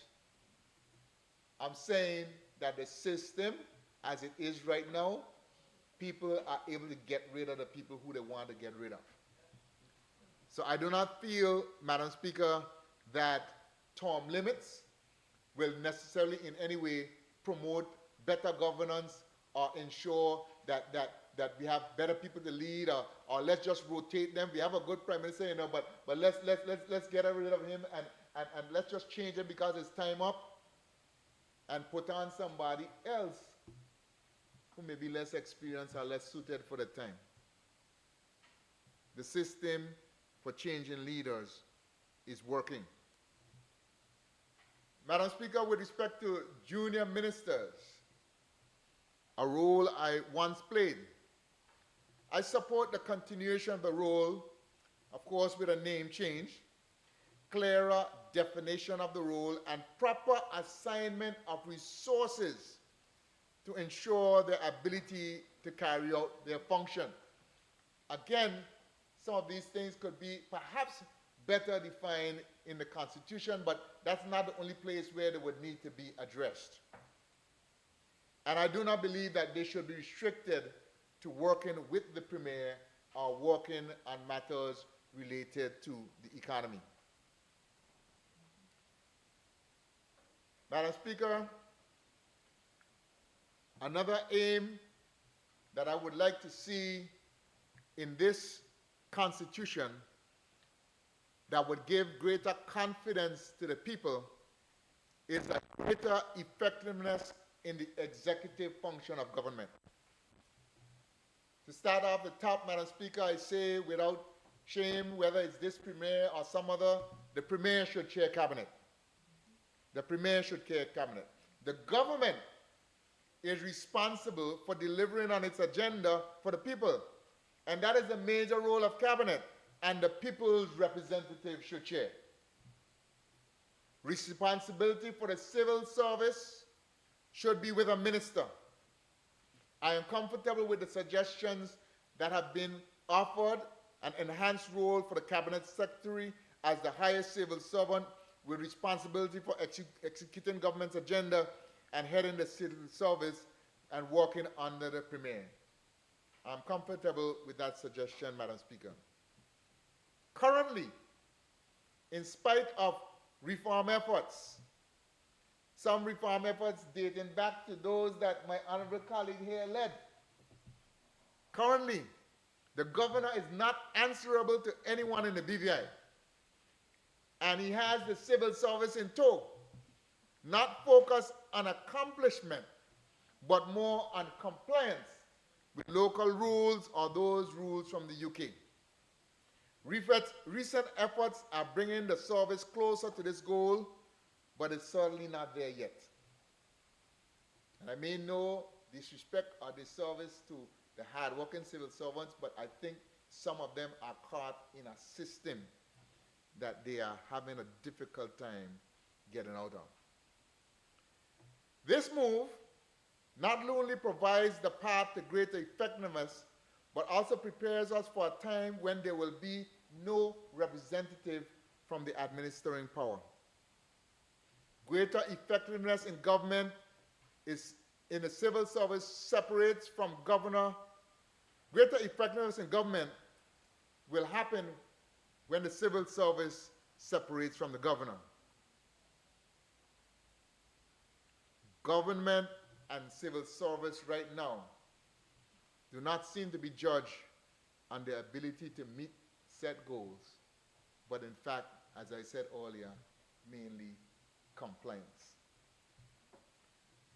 The public looks to politicians, the ones they elected, concerning the performance of government, sometimes unfairly so. When you get the calls, Madam Speaker, sometimes you want to know, well, if you're supposed to fix every pothole, if a light blow by the well, I could ask a light blow up here, when you going to get it fixed? Politicians are at the upper echelon of the executive branch and must have a closer tie to those who are expected to execute policy. I will not even go into the discourse that others have gone about where the politician should sit and how he's overreaching. I think that has been well exposed as something that has no merit. Certain things now fall into the cracks between the ministers and the service, which is ultimately headed by the governor.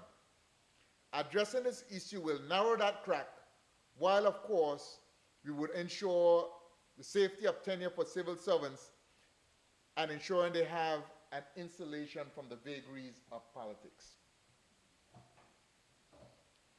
Confidence in government, Madam Speaker, speaks to confidence in the entire government and the government system. People in a country, especially its citizens, must have confidence in their government. They must feel that laws are properly derived, just, and serve a useful purpose. They must feel secure that there are safeguards in place to ensure that all actors of government play their roles effectively and without bias, and there are sufficient checks in place to detect malpractice and appropriate policies and laws to address them. The confidence must also be felt by those who wish to invest in the territory. They too must feel confidence in dealing with our territory. I'll even just say that, look at the case of the United States of America right now. A good functioning democracy up to a point. And now we see government breaking down. Efforts have been made to undermine the key institutions of government. If a judge does not make a judgment in your favor, that person is a fake judge, there are this, there are that, and all those things are actually undermining the confidence of the people in the system, in the institutions that uphold the country. Madam Speaker, we must build those institutions. Because if we are going to move on, as I've said, to self-determination, and as I've plainly stated, to independence, if that be the will of the people, certainly my will, it means that we must have strong institutional footings on which the people are confident they can rely in order for us to achieve those goals. The review addressed a number of these matters, and I'll briefly state a few of them. The Contractor General is an institution to be, an office to be developed that would seek to monitor the administering and monitoring of contracts. I believe that would help us. The Integrity Commission, another area that we need to move forward. Again, I think that those are things that would help give the people more confidence. The Human Rights Commission should be enabled. It's been in the law. Freedom of information recommendation. A number of these things, Madam Speaker, and even the administrative and financial independence of independent institutions to a point. Those are things that will build this country. And my colleagues in this House, I would say to all of us, that we also too must have confidence in others. That we must have confidence that although we are the persons that put ourselves out on the podium to be elected, there are other persons who love this country and are of high integrity and can make decisions on behalf of the people in the right roles. Madam Speaker, I also would like to put my finger on the scale for the regulation of election campaign finances. Again, people must feel confident that when they place leaders there, they are free of bias, and it's not because, well, you know so-and-so put money in their campaign. You know that decision, I know where the decision going before it even make, because of the campaign finance. We must be transparent about this area, Madam Speaker. Some countries, campaign financing is done by the state. Once you reach a particular level, there are those countries where that is taken over as a state process so that you do not have the advantage of who has the most money having an advantage in getting their message across. Madam Speaker, confidence in government is what is needed as we move forward to self-determination. Confidence in government through our electoral systems, through our various institutions, through our ability to detect and correct errors and wrongdoing. The powers of the governor, and we have provisions in there that speak to devolving. I'm in support of those. I'm in support of anything that shifts the responsibilities from the non-elected governor to elected representatives or other bodies in the territory. I'm about to wrap up, Madam Speaker, much to the relief of some of my colleagues. No, you've been excellent, excellent. So I should pick up another half hour? Keep talking, All keep right. talking. You sound good. You sound good. I just wanted to end on two notes. On two notes. And they're somewhat controversial, I suppose. The question of the ancestral Virgin Islander. And in the report, the commissioners addressed it, I would say, more from a clarity point of view. That they did not want to use the term Virgin Islander and it has meaning in one place, and the other said they needed, as they saw it, a new term, another term, I should say.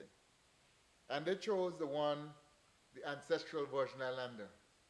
And that ancestral Virgin Islander would have um, meet a particular standard in order to be termed an ancestral Virgin Islander. Now, Madam Speaker, we all are in this house as people's representatives. There will be times when we will say exactly what is on our minds.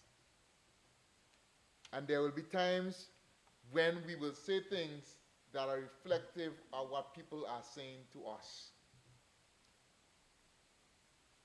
Others have spoken on this matter, and perhaps they are speaking according to what their people are saying to them. But I know that there are a lot of people who ask me, well, Dawson, what about us? What about that Virgin Islander? They wouldn't use it, didn't necessarily use the term ancestral Virgin Islander, but that who, my father from here, my mother from here, he mother from here, he mother. What about us? Is there any benefit from us in the land that our foreparents built? Madam Speaker, I do not have answer to the question of what that benefit might be. But I think as we build a better Virgin Islands, I think it is important that such a person be identified. And I'm in support of that designation. And I love the way that Honorable DeCastro said, regardless of the path that you came, it doesn't make you less. You know, you would have come a different path. You may have come a path where you know, to say, Honorable Lucy, you know, to say, you don't choose your parents, right? For some persons, I didn't choose where I was born, but you have some persons who can look to their ancestry and said, my family made a decision to go to the British Virgin Islands to settle. And that's something that they could be proud about. That's something they could be proud about. And I can be proud of the fact that my family, my father, born on Ballast Bay, his father born Ballast Bay, and his father before him, Alan born Ballast Bay, he moved out at a little square footage. Before that, I went from Rose Bay. It's something I'm proud of, and I do not think it's something that needs to divide us as a territory, as a country going forward. I would also just add to say, I would say amen to Honorable Shari's recommendation that the Crown lands should of course be Virgin Islands lands, not the Crown. It doesn't change the status of it, but we feel better without it. It sends a stronger signal as far as the territory is concerned. So, Madam Speaker, I look forward to the work to be done in the committee because, Madam Speaker, what we produce is going to impact the future of this territory. It will determine the platform on which we will go forward. Will this constitution be a suitable platform in order for the Virgin Islands to proceed to an unlimited potential future? I would like to be a part of this constitution, Madam Speaker. I would love to know that history would look back at us in 2025 when we debated this and it resulted in a constitution that has put the Virgin Islands on the right trajectory. So I thank you for the opportunity to make these remarks. And again, because of the historical significance in participating in such a debate, I really would like to extend thanks again to the people of the 1st District who elected me to represent them. Madam Speaker, I thank you. Honorable members, at this time we'll take the recess and resume tomorrow at 10 a.m. pending the weather, of course. If If the weather is bad, then notice will be sent out postponing the sitting. So, Before you House go- is recessed.